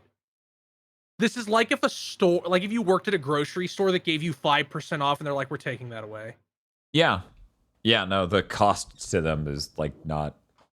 It doesn't make any sense. GameStop actually used to do benefits for their employees where it was like, hey, this game company sent us a code, you want one? And that seems like that's more of a reach for GameStop than this ever was for Microsoft. Right, but weirdly, GameStop also didn't... Wait, no, did I get Pro for free? I can't remember. I feel like I had to pay for it still. You had to pay for the Pro version of the GameStop card? Yeah, I had to pay for that, even though I'm like... Well, this is a great segue to the second bit of news. Did you know that as of like a few days from now, GameStop will not let you use, I believe, trade-in credit to activate like PlayStation Network bucks? Oh, they're fucked. That's the only thing I ever did with GameStop cards. They're screwed. Out of business in 2 years. Yeah, let me pull this up real quick to make sure I get the phrasing exactly right, because they're called POSA cards, which is point-of-sale activation cards. Right. GameStop gift cards are no longer usable for POSA cards. Not starting even tomorrow. Not even just trade-in cards, gift cards. So if someone gets you a gift, you can't.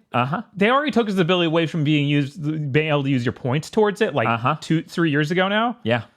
So this is insane because that's literally. Well, Uh-huh. There's two other things directly related to this in my news, so let's just get them out of the way. Let's go. We'll do GameStop first before we turn the car around back to Microsoft. GameStop sells those scam protect your purchase warranties that every fucking point of business does at this point. Yeah. You know, it's like 50, if you buy a console from GameStop, they're like, it's $50. You want to be insured for 3 years? They will no longer replace your shit with a new thing. It will be pre-owned or refurbished. That's insane. Bob, you worked at GameStop for a number of years. I did. That number's higher than anyone would guess. Yes. Do you have takes on this policy change? Yeah. Now it went from something that I could conceive someone buying to something that should never be purchased. And if they try and give you a refurbished console, do not take it. Yeah. Take it used. Like if that's all you can get. Every time, because that's not provably broken. Right. Whereas the refurbished was at one point and was probably not masterfully repaired. No. Yeah, never buy any refurbished hardware. None of it's ever good. Yeah. Hey, GameStop. Hey, you dumb assholes. You're selling an insurance policy. Yeah. That means you suck it up if some years it's a little bit worse. This says to either one, GameStop is in way more dire straits than I thought. Yeah, both of these points of news make it seem like that. Or two, the failure rate on these modern boxes is maybe too high. No, I haven't heard enough about like failing of these systems for me to feel like that. Yeah, I mean, our fan base is even large enough where, anecdotally speaking, we should have heard a lot more like, oh, my system failed. But the only one I know of is Agro's, which failed in a very specific and peculiar way, but now might be a prime candidate for hacking to play PS4 games at higher frame rates. We should look into that. What was, like, those things are not used that often. That's why they're such a big money maker. Right. That's why the margins are like 99% profit. Like maybe 10 or 15% of those get redeemed. Mm-hmm. I know that having worked there for, 14 years? Something like that, yeah. It was like a monthly thing at most that I'd see him come in. It's not a daily thing. It's not even a weekly thing. Right, and of course. I'm sure it's like bring in the console and we refurbish it and sell it to somebody else. Like, I'm sure that's how that works. Is that how it works? You ship off the bad one and then they sell that as refurbished later. Mm-hmm. And you lose almost nothing by giving you a new one. Right, because they resell the refurbished one like, what, $30 off? Something like that. And then the refurbished fee, but... And whatever. It's worth noting you worked at minimum 3 different GameStops, right? So this isn't a bias towards you working at the bougie one out in the tourist trap or anything like that. No, it really is that rare of a thing, which makes sense. That's how all of these insurance plans are. And yeah, most of the ones that are brought back are already the used ones, because those are the ones that are already busted. Weird. This is terrible, and that point of sale card shit is like. The thing I would do every year almost is like, okay, what games am I never going to want to play again that I bought this year? Yeah. They're going to GameStop. They're turning into a Steam gift card. That's my budget for the Christmas Steam sale. Where it's the gift cards, that is actually separate from the trade-in credit. So I don't... But that is the trade-in credit you can give to someone. So if you thought about it that way, like someone trades in a game, they turn into a gift card, and then they give it to you. You can no longer... unless they left it as a trade card. Trade credit is completely separate, different card system and everything from gift card. So a trade card, so you can still use trade-in credit to buy a Steam gift card. That's if it stays in your locality. But the thing is, the important part here is not even getting into this nitpicking. Mm-hmm. There are parents getting their kids GameStop gift cards that can no longer buy the V-Bucks. That's the main thing of like, you buy a gift card for someone, they expect to be able to use it on anything in the store, like V-Bucks. Like a fucking gift card! Yeah.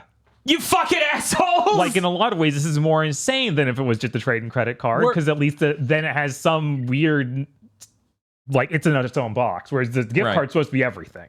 Mm-hmm. We're in this fucking area where this is the death spiral. Like, this is Yes. the where can we cut anything? Mm-hmm. I mean, We don't have any ideas on how to right this ship, so we're just gonna die. We have an entire generation of upper management who don't understand anything other than maybe if we can cut costs on the lowest end, it'll fix everything. Right, because we're now at a point where, like you're talking about, we're generationally out of any management that's ever had to actually compete in any markets. God, it feels like decisions made by the insane managers at our store level. They're like, I can make more money here by not doing the various policies. Like, I simply wouldn't give them their money back for that, even though it's completely isn't policy. Bob, this sounds like a hypothetical and not something you, a former GameStop employee of 14 years, had to deal with firsthand from a GameStop manager. Yes. In the last year. That, in fact, happened to me. And I have worked under those people, too, and they always been like, dude, no, bring it here. I'll do the policy for you. Right. I'll give you the good deal, as in the deal we're supposed to give you. Please come back to the store ever, please. This isn't directly related, but any of the point when you were at GameStop, Bob, did they try to pay? Were they still trying to pay people with the funny money cards sometimes? Because I remember people talking about how GameStop had the funny money card they would put your paycheck on. They cycled those out a few years after I started. Which it was a debit card they would autofill, and then you could always switch it to like going straight to your bank account or doing a check. Right. Like if you didn't want that card, they would send you a check. Because I remember people like, yeah, why do they give me this card that takes a fee out sometimes? Why don't they just give me a check? Right. Yeah, the only people who successfully transitioned to that, I believe, is Walmart, because I think Walmart has a system like that for compensating employees. That's just a default, I believe, or something. Yeah, I feel like I worked on one other company that did that. That actually came after my time at Walmart by a few years. I just heard secondhand people sort of vaguely describing it. I was like, okay, what the fuck? Whatever. With that, I guess we should get to the Microsoft point. We talked about that.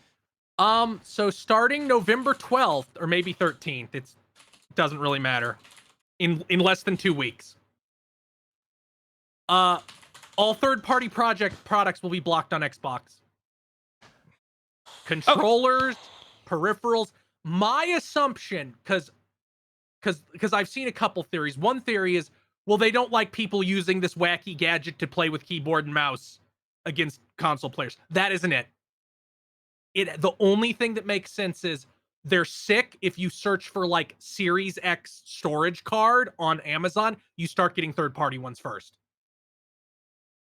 That are like 60. You know how Xbox has their proprietary storage expansion? Yeah, it's through Seagate, so technically it's branded, but I thought they opened up that restraint last year. So I would assume it's much more on the controller's side, because like that one's still pretty well on a leash, being only different brands that they prove. Yeah, I'm pretty sure that's the case with that. Either way, that wouldn't be via USB, so that would literally have nothing to do with. Like, it's only USB things. Yeah, as far as I know, all the accessories are like USB related. In this case, like I'm. This is a race to the bottom. Every company's being the shittiest they can possibly be at all times. They literally are doing this so people have to pay them a licensing fee. Yeah. This is another one of those things that was a misstrategization from Microsoft, because I've seen like the most brainwashed Xbox people be like, but you made such a big deal about accessibility and people being able to use whatever controllers they wanted. Like I know so many disabled people who use third-party controllers. Microsoft, what's going on? And I'm like, yeah, they're not a coherently This is a thing that I see many people, especially journalists who should know better, a trap they fall into, where they act like Xbox is not part of Microsoft, like it's separate somehow. Yeah, no, we've got 20 years of people doing that, which is bizarre. The negative structural effects of how massive Microsoft is now. 240,000 employees. Like, the management of that somehow doesn't touch Xbox at all. Yeah, because Phil's got this under control. Yeah, but if Phil has a problem and can't do a thing for them, somehow then the corporate structure exists to be blamed for Phil's shortcomings. Right. But like, They did that update to Killer Instinct earlier this year and implied more, and then banned all fight sticks. That's because they're a massive top-heavy conglomerate that can't execute a coherent business strategy. They're too big to execute a coherent business strategy. Okay, so relevant to bring up right now, apparently the CEO of Microsoft has certain performance metrics that if he meets, he gets a pay bonus. And this year, he did not meet the Xbox Ones, and we know the percent for that. It was publicly stated. It was something like 4.3 or 3.4, I'm dyslexic, percent year-over-year growth in revenue. He didn't hit a 3.4 or 4.3 revenue growth year over year, which is troubling. This is year 3 for your console. Yeah. But next year, that performance, that specific clause has been removed. The Xbox clause is gone. The other departments remain, but the Xbox gun is one. One is gone.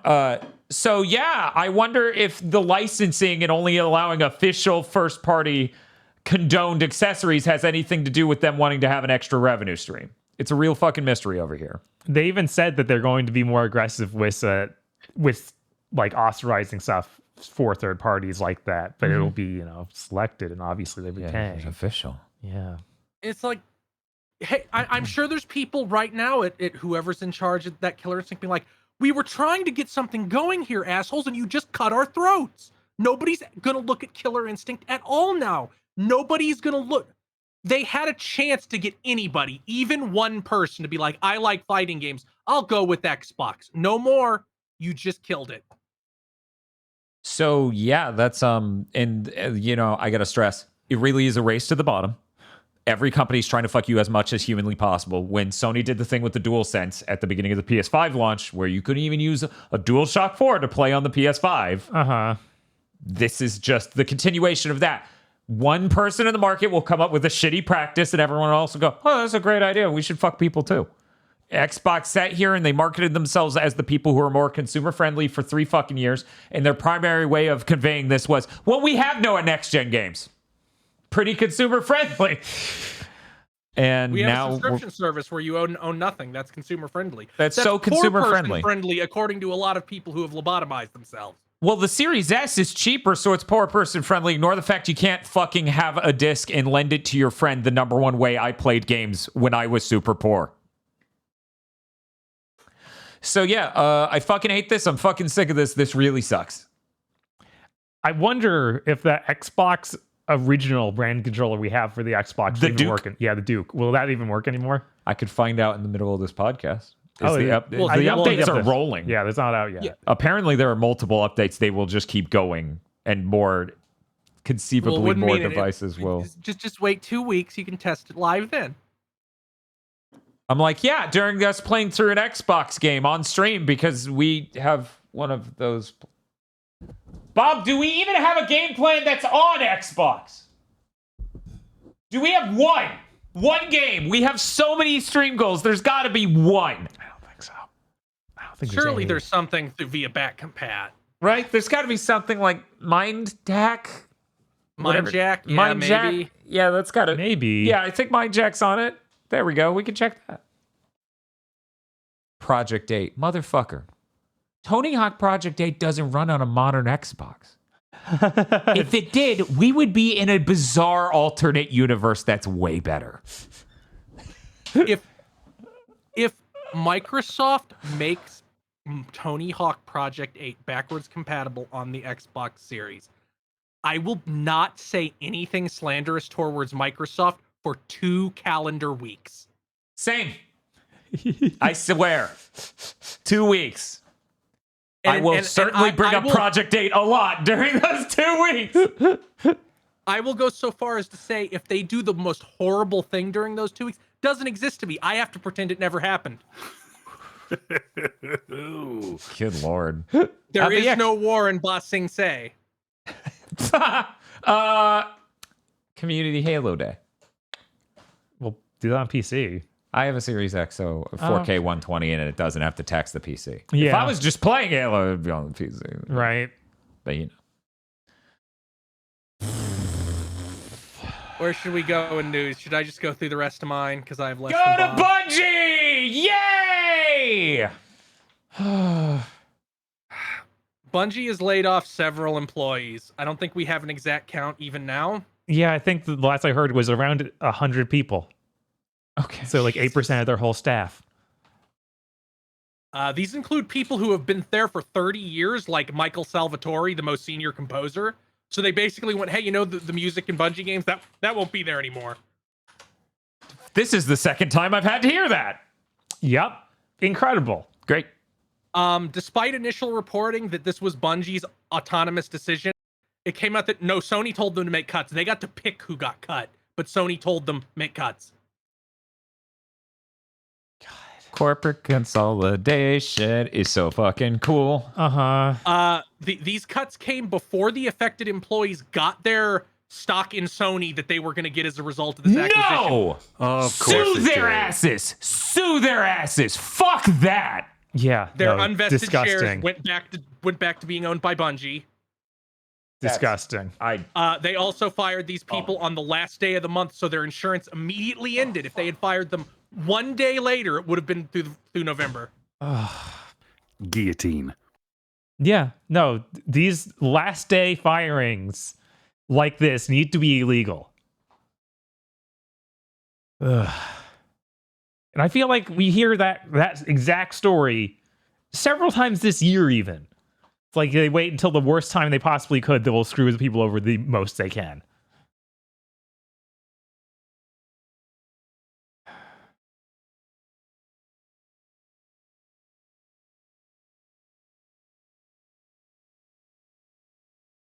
So, yeah, Bungie does not.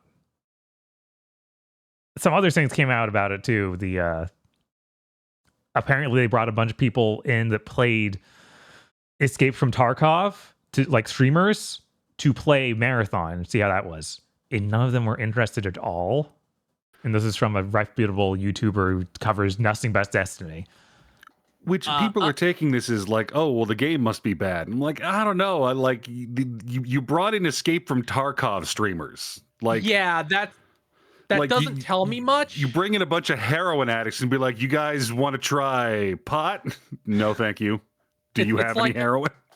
It's like how this is ancient at this point, but the guy behind Steam Spy who used to work at Epic and then left when Epic's like, we're gonna be the metaverse. Mm-hmm. He did a thing where he's like, there is no game in existence that has existed before I wrote this or will probably ever exist that will get Dota 2 players to play something else. Yeah, right. He went through a list of like, here's all these enormous games that had impact on the player base of every other game. Dota 2 remained unchanged through it all. They will never play anything else. So I don't think Escape from Tarkov players not wanting to play Marathon says anything especially damning about Marathon, especially when additional sources came and said, yes, they did that, but they were like, yeah, Marathon's still 3-4 years out. Originally, they were planning it for 2024, and then this event caused them to delay it to 2025. Yeah, that's what it sounded like. Not only, real quick, want to get this out. There are like 2 or 3 layers on which this is annoying and repugnant. One, what Chris was saying is magnified even further, that these are Escape from Tarkov streamers. Yeah. I wouldn't ask game name streamer jack fucking shit about anything other than game. Yeah. Even Like, if you're literally just trying to make the same game. Even if you're making your chocolate chip cookie, that motherfucker's sworn. They're sworn to the cookies they eat. Right. And it sounds like they didn't let any Destiny 2 streamers into this event. Like, this was just Tarkov. Which would have made a lot more sense in a way, because at least the aesthetics and feel and other things would have. I've seen people alleging that they didn't get to play it; they only got to see it. Which, if that's the case, that's even worse. Right. But either way, why the fuck are you asking a person whose entire livelihood comes from this brand of chocolate chip cookie? Would you ever eat another brand? Hey, Yeah, Kevin Butler, would you shill a wee? When you get that deep into somebody being like their life being one game, they become attached to every single aspect of it, every single one, no matter how minute. So it's pointless to ask them about anything else. In fact, this is the exact same. this is damning on Bungie from the angle of this is the exact same mindset. Well, we'll pull people away from these other games that decapitated every studio that tried to take on WoW, and that tried to take on League, and that tried to take on Overwatch. Where it's like, no, you can't. Store brand game never works. But innovation is hard. I mean, Valorant worked. There's your one example. And also League of Legends worked because it's the Dota 2 or the Dota knockoff in a sense. But Dota wasn't like a thing you could buy. It was still kind of embedded in Warcraft 3. Yeah, it was embedded in Warcraft 3. And Valorant was kind of a new thing. It was like a fusion of Counter-Strike and Overwatch type gameplay. Yeah, and Apex Legends work. And that's also, not a sort of Fortnite adjacent thing. Right. But the thing is, but none of those things rare. peeled people off the other thing. Like it mostly doesn't do that. I don't know what you're talking about. Clearly, Apex Legends is the reason Epic is becoming insolvent almost and starts mulching the fucking people they merged with, consumed. Man, I do think that's like every time Bungie comes up in the news, it's like, hey, these guys don't know how to run a live service game. These guys are not to be respected on that angle. And I think it becomes more obvious every time we get new news from it. Like apparently they're at an all-time low as far as like Bungie players, Destiny players being happy. Yeah. And they saw a 42% lower pre-orders than expected on the final shift, which then they delayed. Oh. Yeah. Oh. And there's also been stuff coming out about, hey, people working on the game have a bunch of stuff they know the players want. They can't get through upper management. Weird. Huh. Mm-hmm. So anyways, how much did Sony buy these people for? What was it, 7 billion, 4 billion? It's like 4. It was 4. And it included 1.2 billion for talent retention, which seemingly just fucking went out the window considering we're barely more than a year out. Yeah. And they're firing 8% of their staff. Also, you made that comment while I was out of the room about it seems like we many times this year we've gotten the you were fired on the worst day humanly possible, engineered to be that way. Yeah, it hasn't even been 2 months because the Embracer thing. Yeah. I'm pretty sure the Saints Row studio was the same fucking thing. We had people on Twitter being like, oh yeah, no, now I have no medical. Yeah. And other timing related bullshit. Reprehensible. Oh yeah, absolutely. These people aren't human. I literally cannot stand anything less than people who cover games for a living being sympathetic to anyone who engineered this situation. Mm-hmm. It is so incredibly frustrating to have sympathy for the people in charge. Yeah, hey, you know what'd be cool? The games as a service fucking crashes. Destiny 2 looks like it's having problems. Yeah. Marathon never comes out is now a possibility. What if it's a radical idea. What if the people who made Halo made a first person shooter with a story? I know. Just a normal fucking shooter. Maybe there's a multiplayer mode and you can play it. Maybe there's like capture the flag, maybe a death match. There was a full fucking decade where Sony fans were like, oh man, Halo is like the crown jewel over at Xbox. I wish I had Halo, but I don't care about anything else. And then they bought the people who made Halo, and they just want to make a games as a service fucking Escape from Tarkov knockoff. Yeah. Look, Halo as a series was drastically under-monetized, so clearly the thing we needed to do to right the ship there was to turn Halo into a live service game. I'm sure nothing would ever go wrong with such a brilliant idea. You're right. Yeah.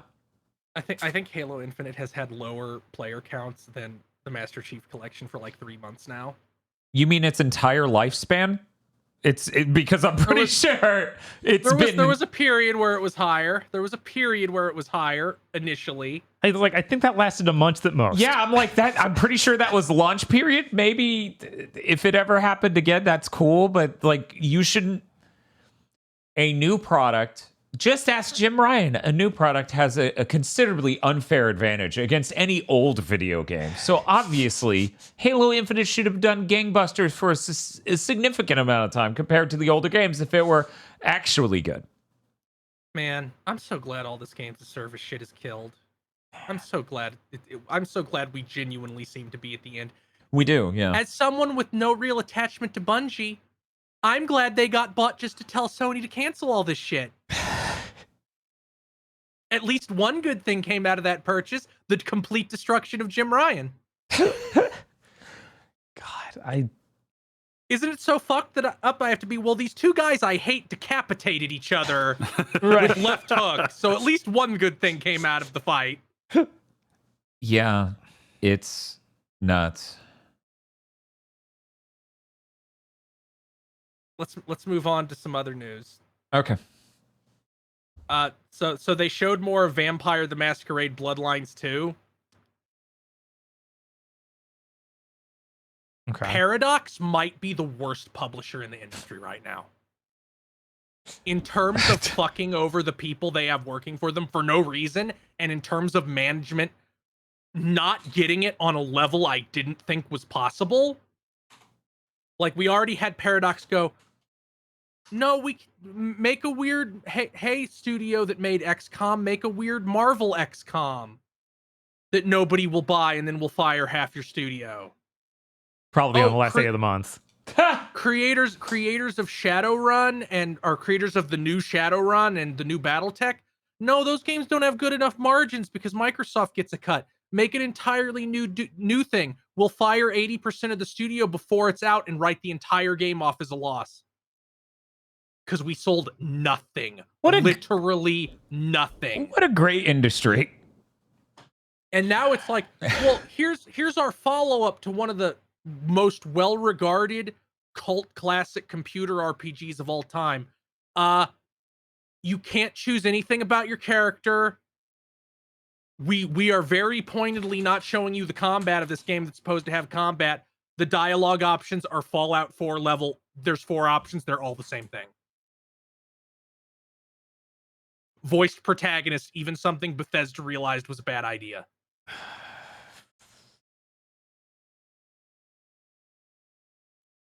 Woof. Yeah.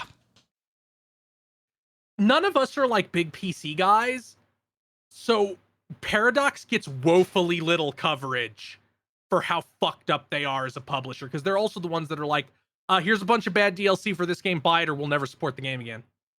Oh, that was them, huh? Yeah, they're Total War, I think, and in all the World of Darkness games. Are they City Skylines also? Oh yes, they are. God. They're also City Skylines. This is looking bad on them. This is looking really bad. So what seems to happen is that Paradox Entertainment went public and immediately turned to dog shit. Cool. Like, they became a publicly traded company and it flicked like a light switch. Total War is Sega, but Okay, man. Total War Sega. Yeah, just insane. Okay, I think I was thinking of like Victoria and Europa Universalis, like DLC that was bad.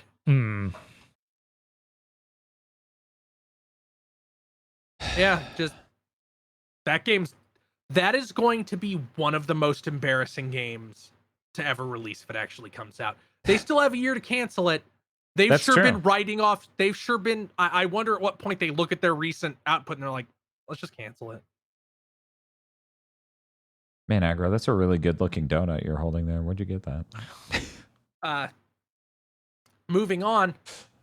Don't worry. Sigil 2 comes out December 10th. If you don't know what Sigil 2 is a brand new episode of Doom 2 made by John Romero.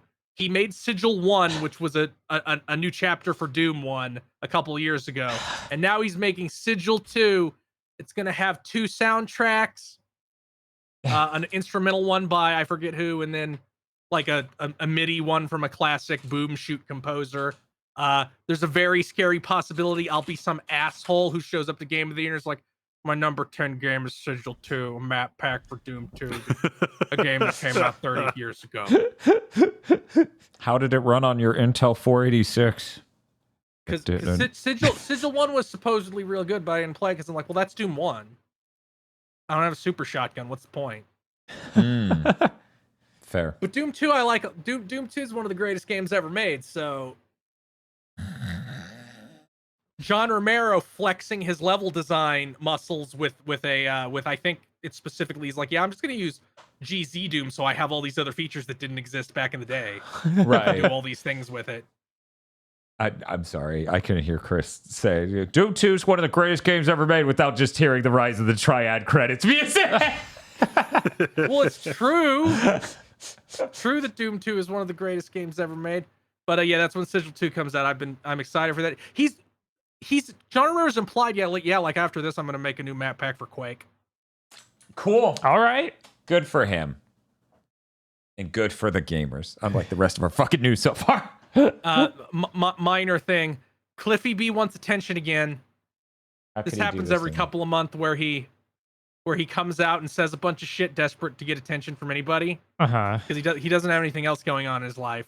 Like that thing a couple months ago where he's like, I'm talking with somebody and we're gonna get lawbreakers back. And then like 2 days later, a bunch of people said, he didn't talk to anybody about this. But he's like, I think the time's perfect for a God of War style reboot for Gears of War. Give me a call, Microsoft. And I'm like, they're not. Right. Oh, yeah, that fucking like, Cliffy B thinks there should be a reboot of Gears of War. I'm like, yeah, anyone who played 4 or 5 could tell you that. But he was specifically like, please call me. I'll do it. I'll direct it. I mean, yeah, I'll put even more divorced guy energy into this one. Yeah, he will. He has a book about like himself and the interview he did with what was it, Ryan McCaffrey. Yeah, about that book was fucking insane. That dude, he would love your attention and money. The cool thing about malignant narcissists is they're always way too willing. They have no self-awareness despite being malignant narcissists. So they'll just tell you shit no normal human being would tell anyone else. Right. Yeah. I would state some funny examples, but that's okay. I don't need to bring up any of that. And finally, Toby Fox put out an update on this, the 4th anniversary of Deltarune? Yes. Wait. 3rd? Yes, 4th. Oh, I thought it was the end of 2020. Okay. No, it was the end of 2019.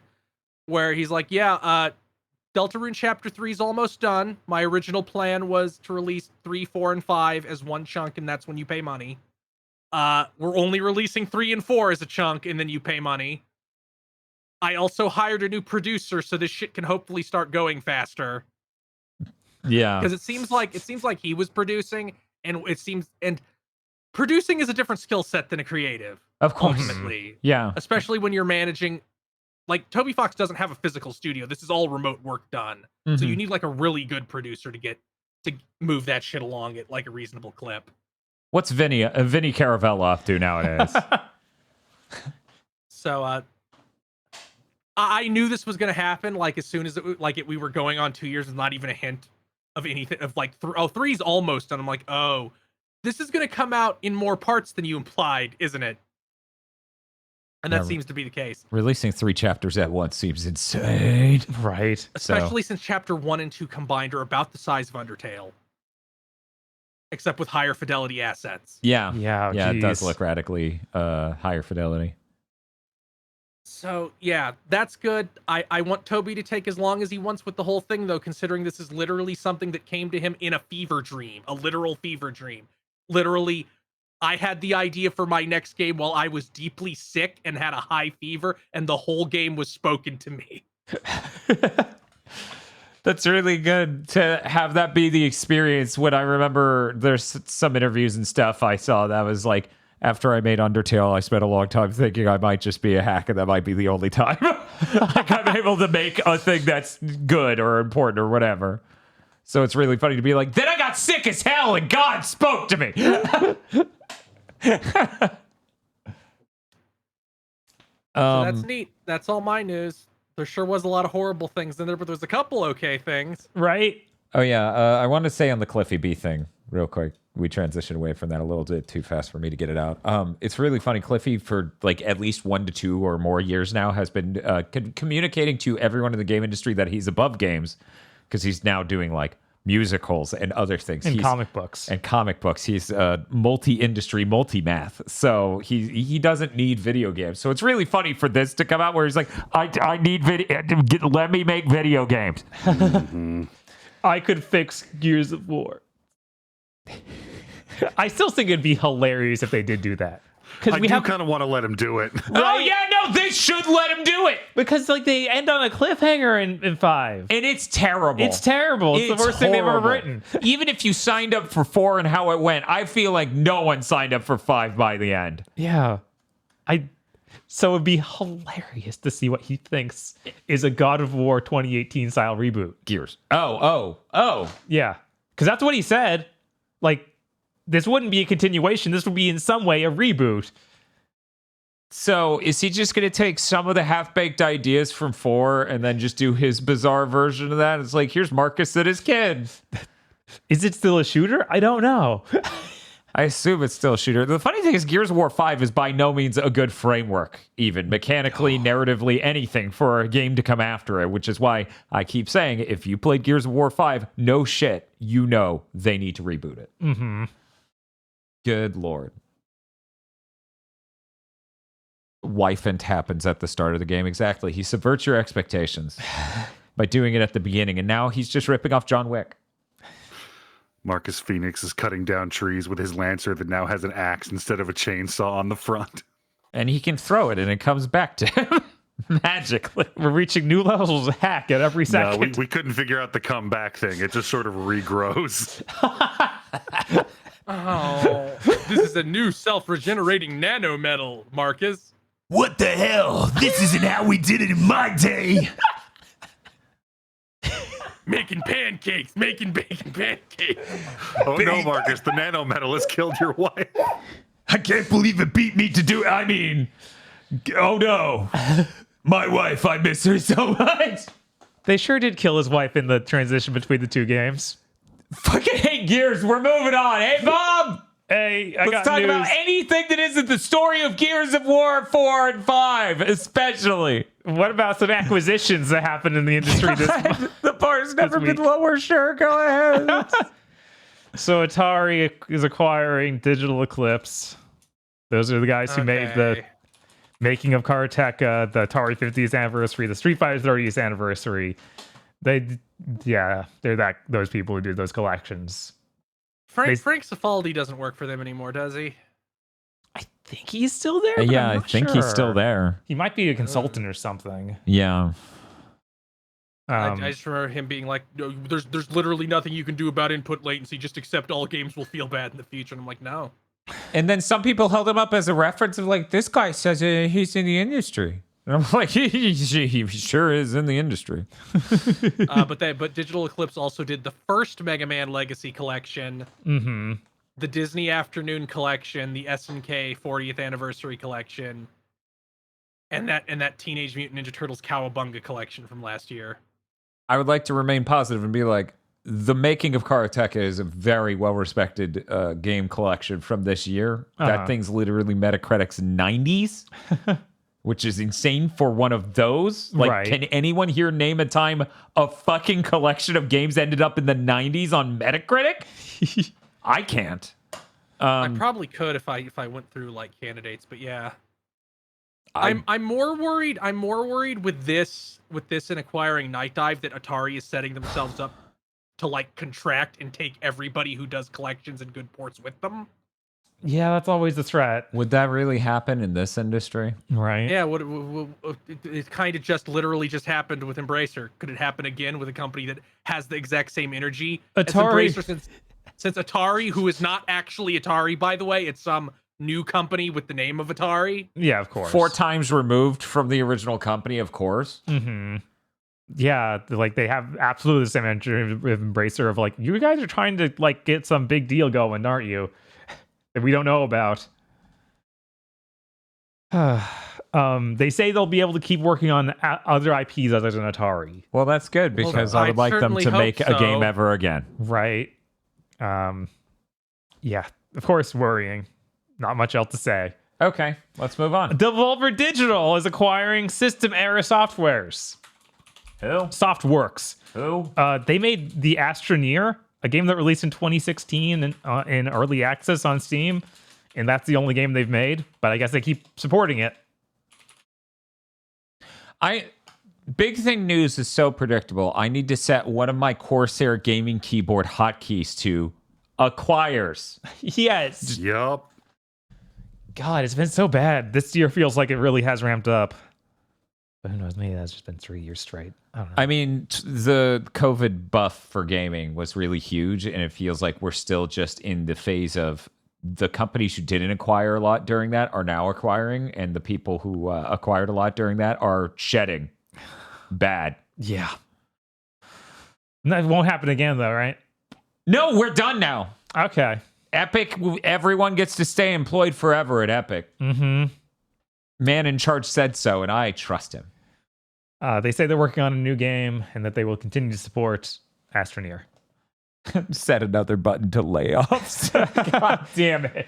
Another acquisition happened today. Sony Interactive Entertainment's acquiring iSize. It's I lowercase size all caps. Who? They are a UK-based company that specializes in using AI to improve video streaming quality, so increase or make bitrate more efficient and have higher quality visuals. Yeah, that actually makes sense. I mean, Yeah, like this.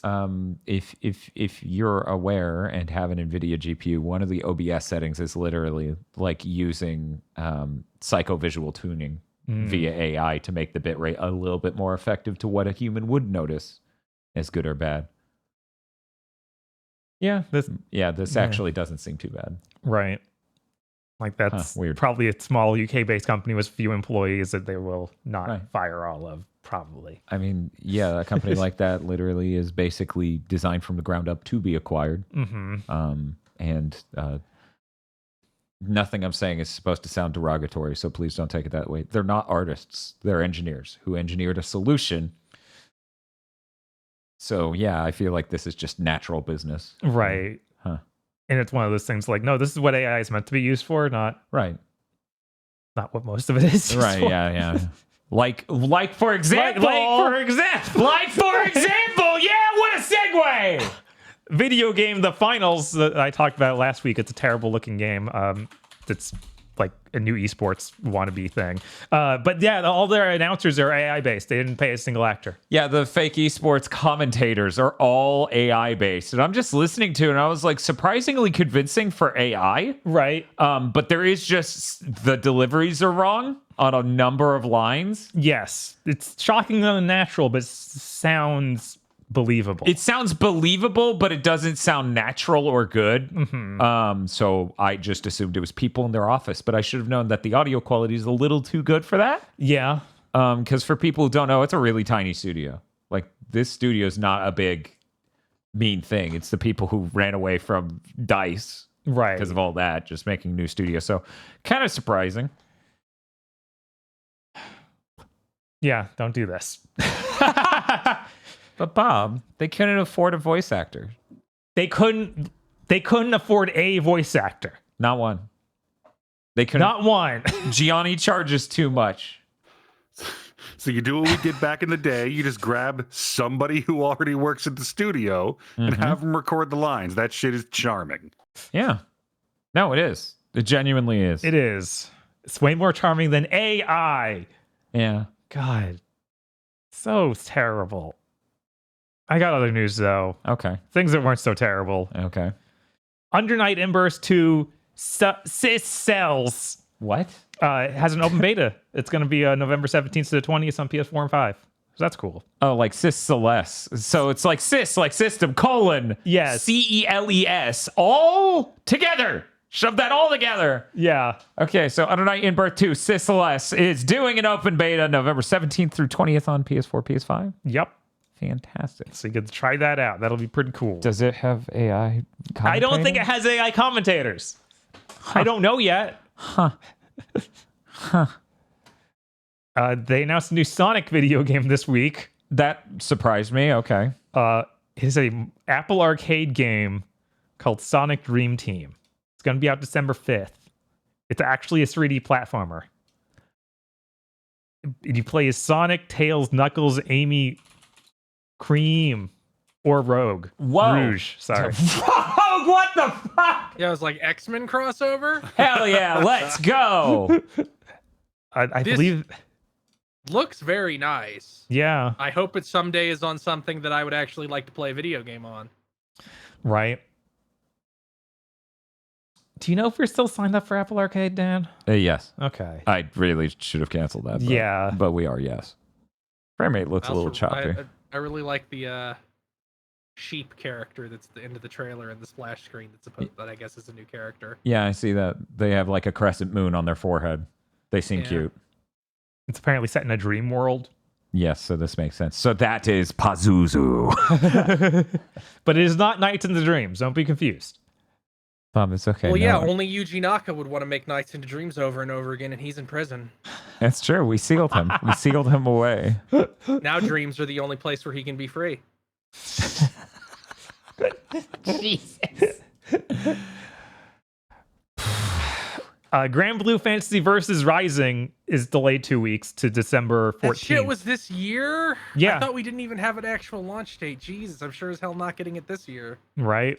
Yeah, there's a lot of stuff. But apparently everything they promised to like do all the balance changes they wanted to make that they announced last week were like, it's gonna take another few weeks to make sure this works right. Okay. All right. We got a bunch of Tekken and 8 announcements. They did like a pair up with IGN to do months of announcements for them. So they announced returning characters: Zafina, Li Xiaolong, Elisa Basanovic, Devil Jean, and then the new character, Victor Chevalier. Victor seems cool. Victor seems really cool.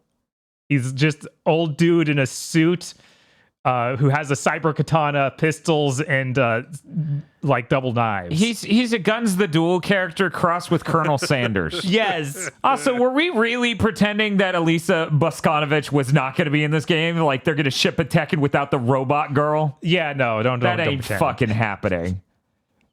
I was a little surprised to see Zafina was coming back. I was like, I guess they're fans. I guess. Zafina was new to 7, right? She was new to 6. Okay. I couldn't remember if it was 6 or 7. Okay. Also, Yeah, with Devil Jean, I was like, didn't they announce him already? I feel like if you announce Jean, it would be weird to not have Devil Jean. Right? It's like you announced Jean, but didn't say he got better. Be the sickest trailer in the world where Gene shows up and then Devil Gene walks in from the other side of the frame. But Vincent is voiced by a famous French actor. Victor is voiced by famous French actor Vincent Cassel. I guess he was in Ocean's 11 and some other big stuff. Ocean's 12 and 13, was it? I don't think he was in 11. Okay, maybe it was just 12 and 13. Ocean's 12 and 13. And Black Swan, and then a bunch of French movies. But he seems like a well-regarded actor. The visually, like looking at him compared to the characters, like, oh, I think it might visually be based on him too. Yeah, that's cool. I mean, the character looks cool as shit. Yeah. No, Once again, Guns the Duel, Colonel Sanders. It's hilarious to see another trailer. It's like, yeah, this guy shows up and just kind of badmouths and owns Raven. It's like, this needs to stop happening to Raven. Oh, is Jesus. that really what happened? Yes, he's like, oh, you've gotten better. New Raven, old Raven. Original Raven. Original recipe Raven. Yeah, because they already had new Raven come in and be like, dude, you still suck. Yeah, no, So that's it's happened depressing. 2 games in a row. That's so sad. That Raven's cool. He is cool. He's Blade. Blade is cool. He's even honestly, I would argue he's cooler than Blade. He's like cool Tekken Blade. There's an extra spice and layer to it. My wee brain just went Tekken Man Blade. Yes, guest character, please. Yeah, that's where we're going after 7's DLC characters. Tekken Man Blade. This isn't gaming news, but did you guys see that shit about Blade in the MCU this week? No. Where they were like, Oh god. it's all fucked. We're all fucked. People keep leaving this project and nobody knows what to do. At one point, it was like a romantic comedy where Blade was the 4th lead, even though they have a fucking Oscar winner on board to play Blade. And it just seems like that movie's not even going to happen now. Like, it's so far in development hell. This is on top of like all this other stuff being like, nobody at management at Disney knows what to do with the MCU. they're considering breaking the glass and begging Robert Downey Jr. and Chris Evans and whoever Black Widow was to come back for another movie because shit is dire. Man, shit is insane over there. What the fuck? The projections for the Marvels they're lower than Quantumania. They're lower than Ant-Man 2.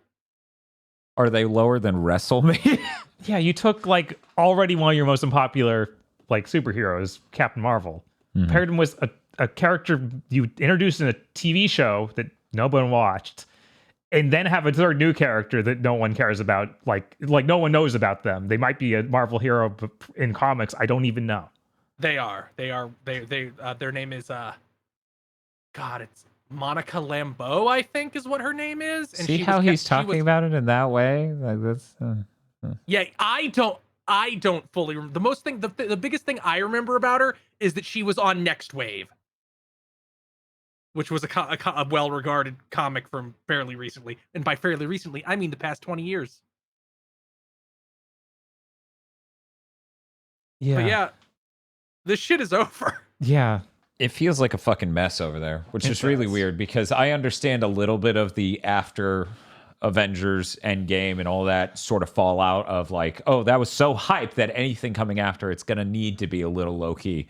But now it seems less like a little low key, and now it seems like we have no idea what people even want anymore. Could you imagine anyone else who makes product on the scale Disney makes product, not understanding? Like you show up at Popeye's Chicken, they're like, a burger?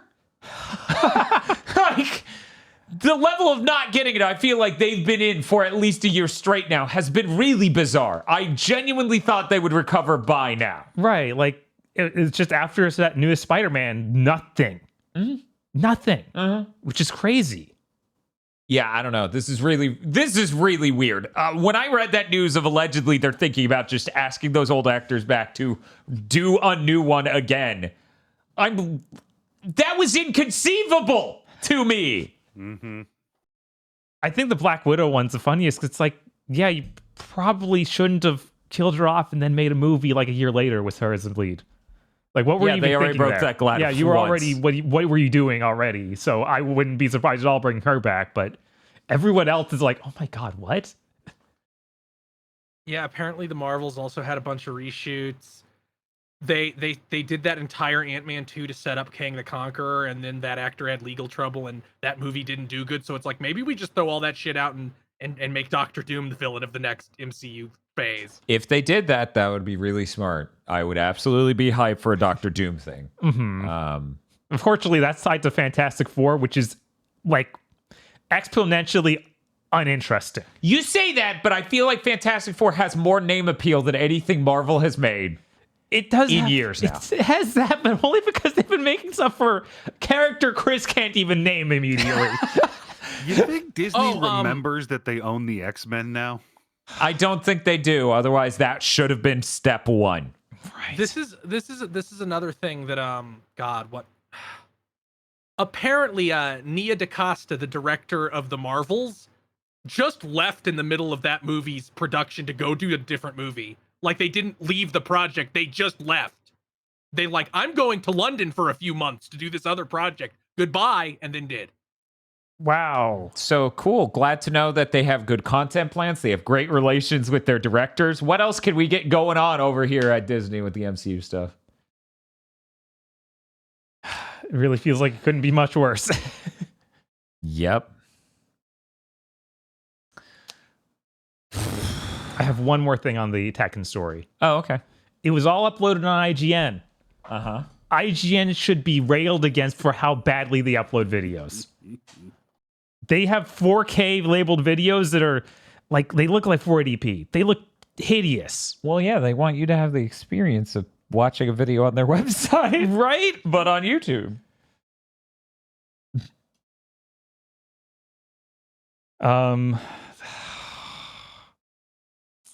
Night Slashers remake was announced. What the hell is Night Slashers? I had to look this up. It's an old like beat 'em up arcade, which looks pretty neat. Okay. I guess published by Sega, I think. Okay. But this one's being published by Forever Entertainment, known for Panzer Dragoon remake. And also the front mission stuff. I was just getting to that. Developed by Storm Trident, the guys who made the Front Mission games. Remakes. Both of them. Yes, both of them. And Magical Drop 6. It looks unbelievably bad. It looked however bad you think it looks. You are picturing in your brain, listener. It looks worse than that.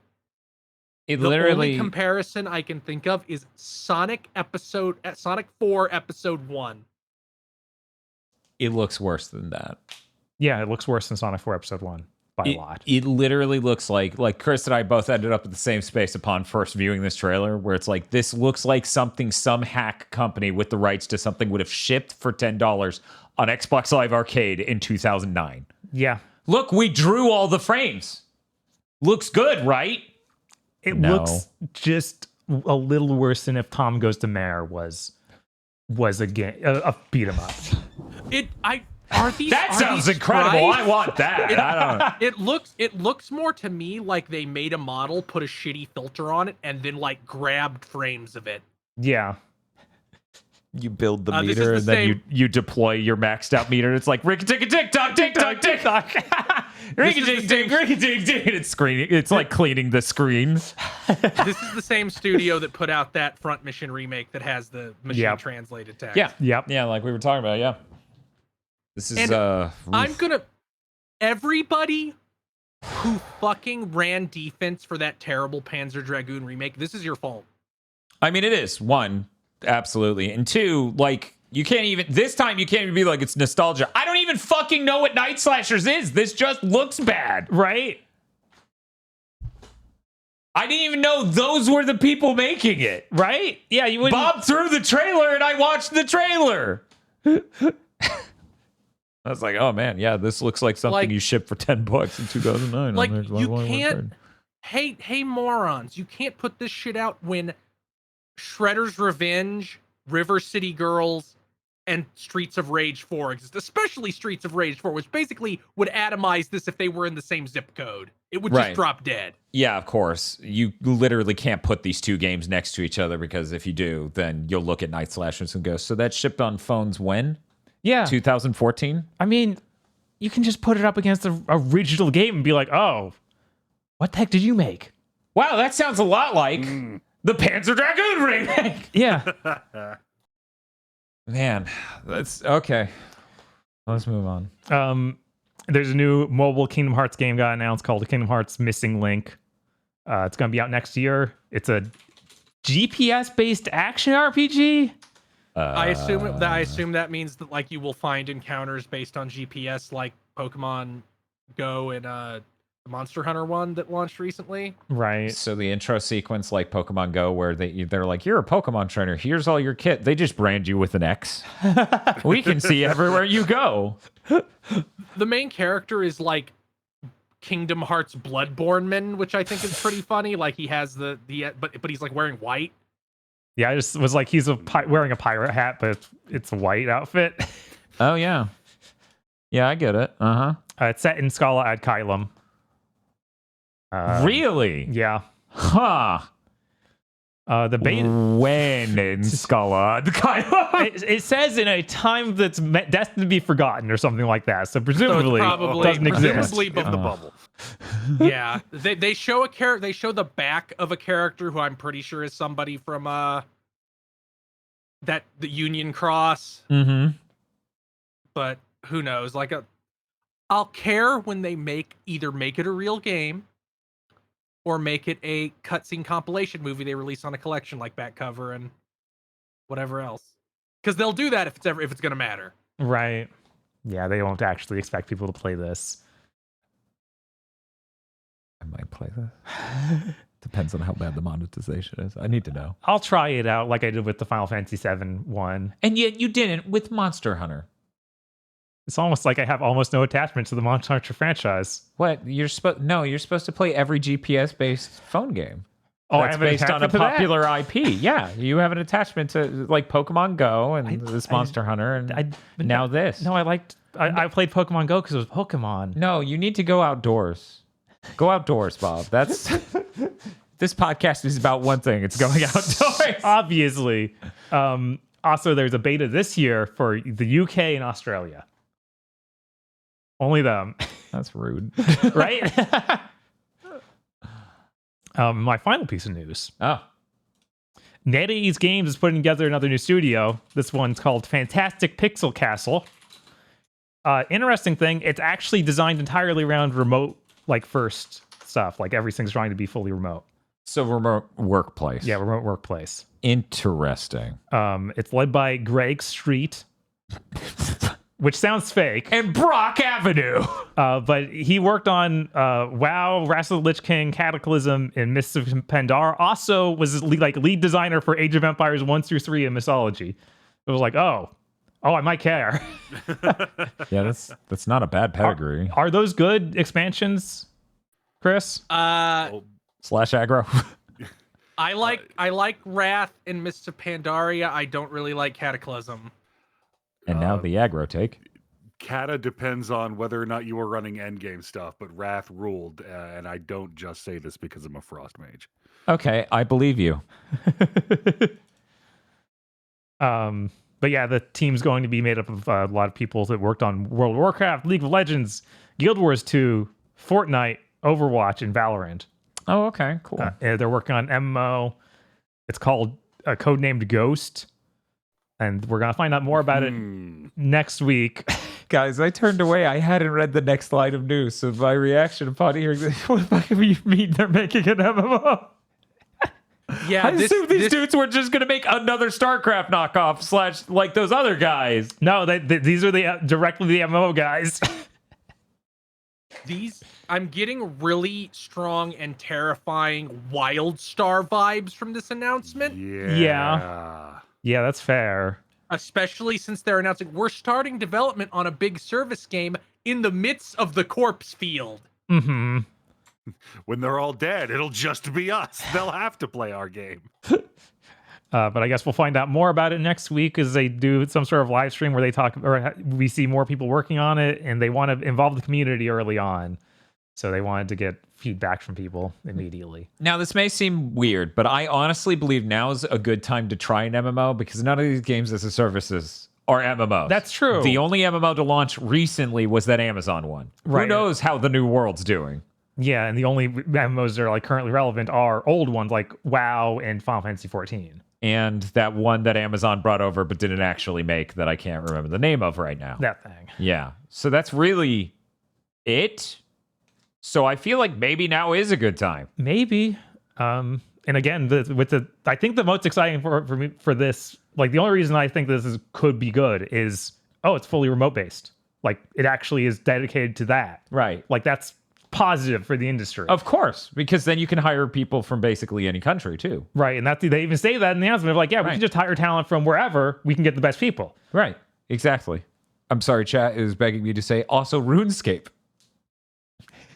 Which I will sign up for saying that into a microphone. That again falls into that very old MMOs are still popular. Wait, what? But nothing else. RuneScape's old? Let me go get the Vox emote. No, old MMOs are like EverQuest 1.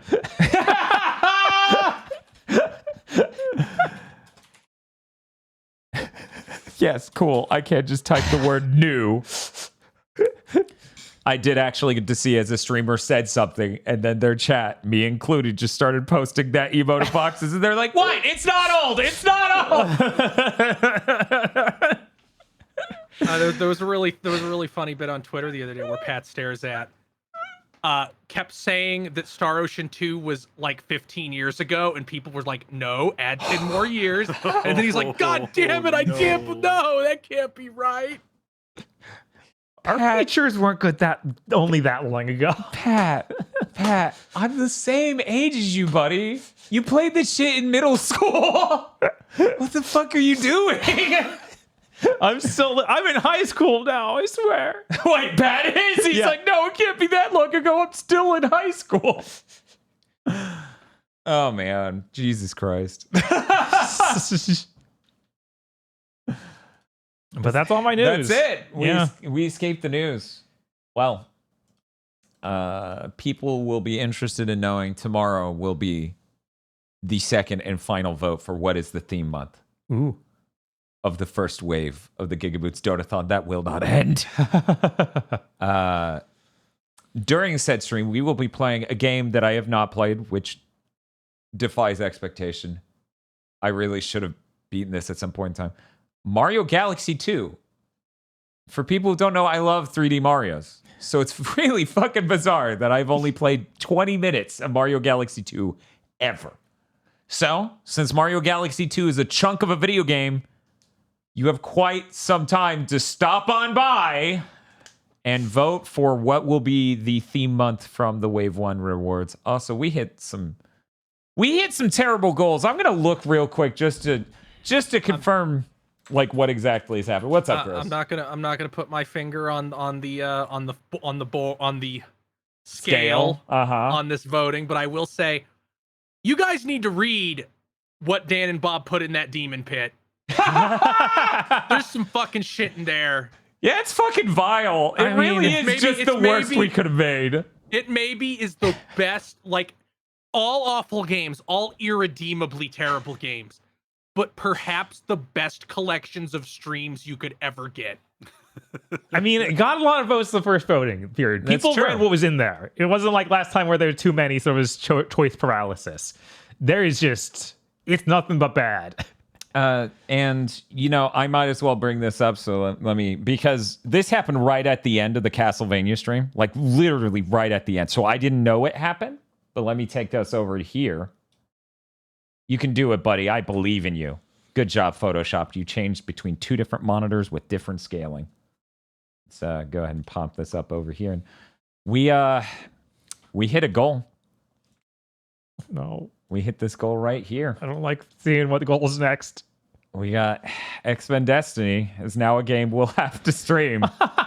And the next goal is drink masala soda for public GigaBoots eats. Oh. Now, for those of you who... that's so good. For those of you who don't know, masala soda is a soda we picked up at an Indian grocer in the city that is the new GigaBoots HQ. And I, in fact, bought 2 more sodas to bring back for this GigaBoots Eats episode. So that means Aggro could join us for it if he wants. You know, Aggro, have you ever tasted a soda and went, I wish this was savory and salty? I know you're doing a bit, but I have had that thought, and I have read about drinks from the 18th century that are like that, and I'm kind of intrigued.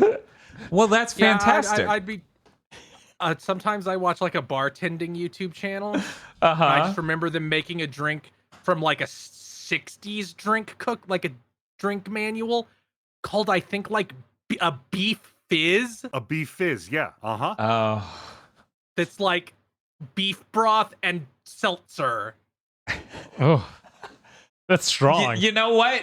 This is, I feel like, definitely in the domain of those drinks. Mm-hmm. Because for people who don't know, me, Bob, Tosh, and Spiff all drank it when we went up to the new GigaBoots HQ City last summer. And all 4 of us spit it out. Yeah. We didn't swallow. We couldn't. Weirdly enough, though, they did not have the exact brand I bought last summer. But they did have 2 different flavors by 2 different brands. And I turn around the soda, okay? I look at the back to look at the ingredients. And it says artificial blank flavorings. And it says a specific word, but I don't remember it. And next to that, in parentheses, it clarifies what that means. It says cumin. You ever want to drink a cumin soda? I might. I don't know. I didn't try that one before. I think the flavor I got was the other kind. So we're gonna find out if we hit that goal. Yeah. In a great public. No, not Cuban. It doesn't taste like a Cuban sandwich. No. Cumin. The spice. You know, for coomers. Yes, that's what they love.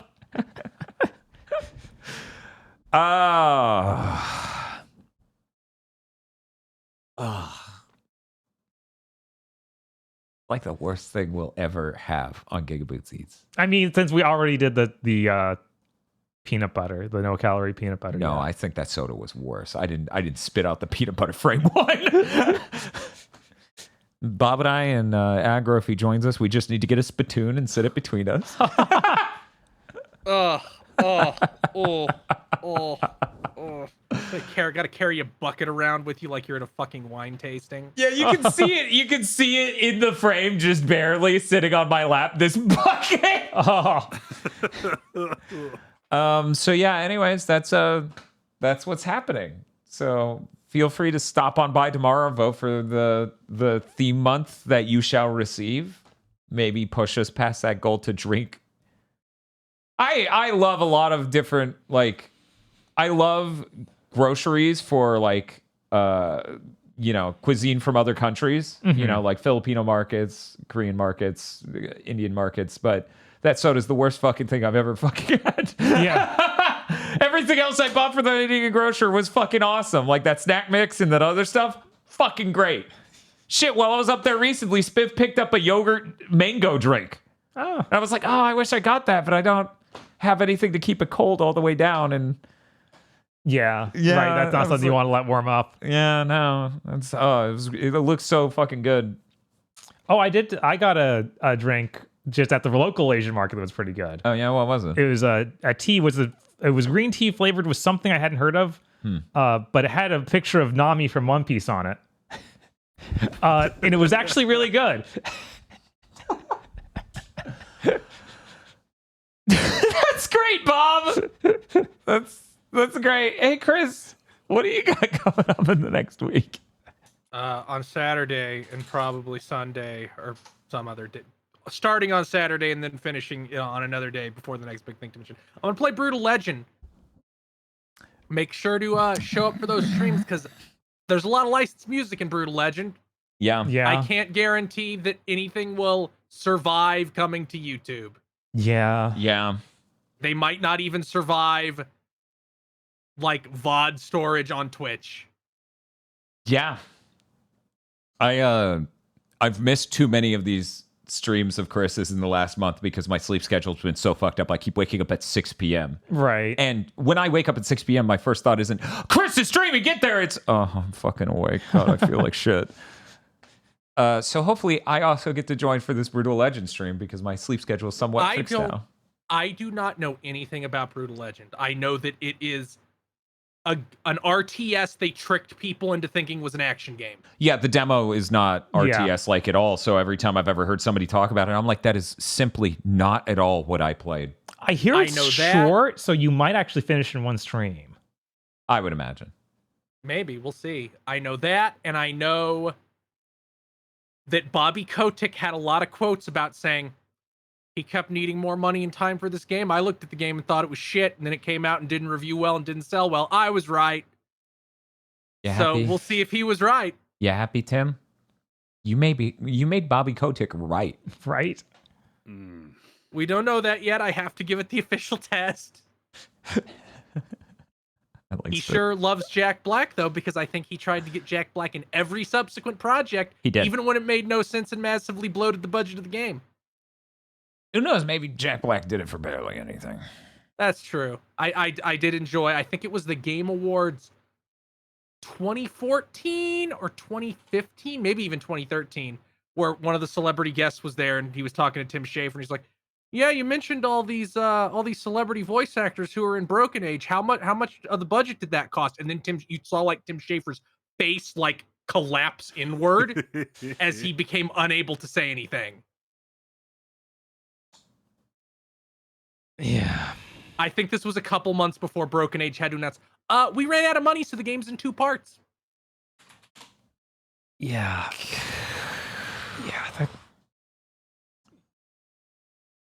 It's kind of incredible how bad Tim Schafer is with money.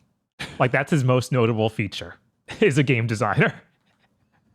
I saw some confusion, so in order to prevent the comment section filling with this, originally Vivendi was publishing Brutal Legend, which became Activision, and then they let EA do it. They're like, you can have this game. And then Recatello shambled up and said, oh boy, a good video game. Anyway. Hey, Aggro. Hey. Hey. Hey. Hey. That's a good looking donut you've got there. It's got a nice tactile feel to it. It's some heft. You can tell by how feel its girth. Bob, you know what's fucked up? I tweeted that donut. Handsome Joe's like, I know exactly where that is. And I'm like, buy the donut. Jesus. That man's well-traveled, evidently. Yeah. What do you got going on in the next week, Aggro? Well, now that I've climbed out of that hole, I finally get to go back to Baldur's Gate 3.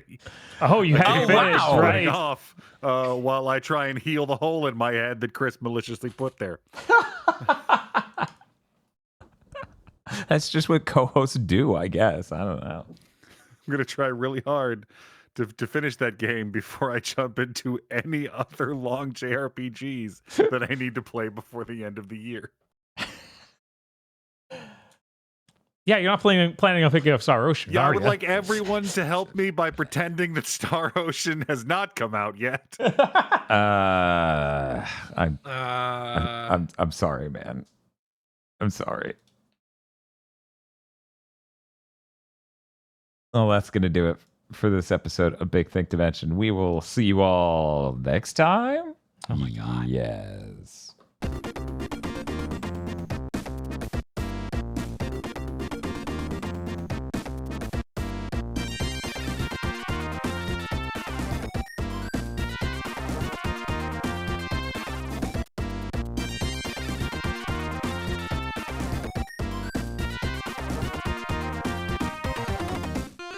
Thank you very much for watching this episode of Big Think Dimension. Big Think Dimension is only possible because of you and your support over at patreon.com/GBpodcast, where you can get access to early episodes of Pokemon Go to the Movies and Chugging Bleach, commentary tracks for 70 or so movies, the access to the movie Isolation 119 with 3 commentary tracks of its own, and countless other things. That's patreon.com/GBpodcast. Hey, Bob. Yeah? Did I tell you about this donut? You did.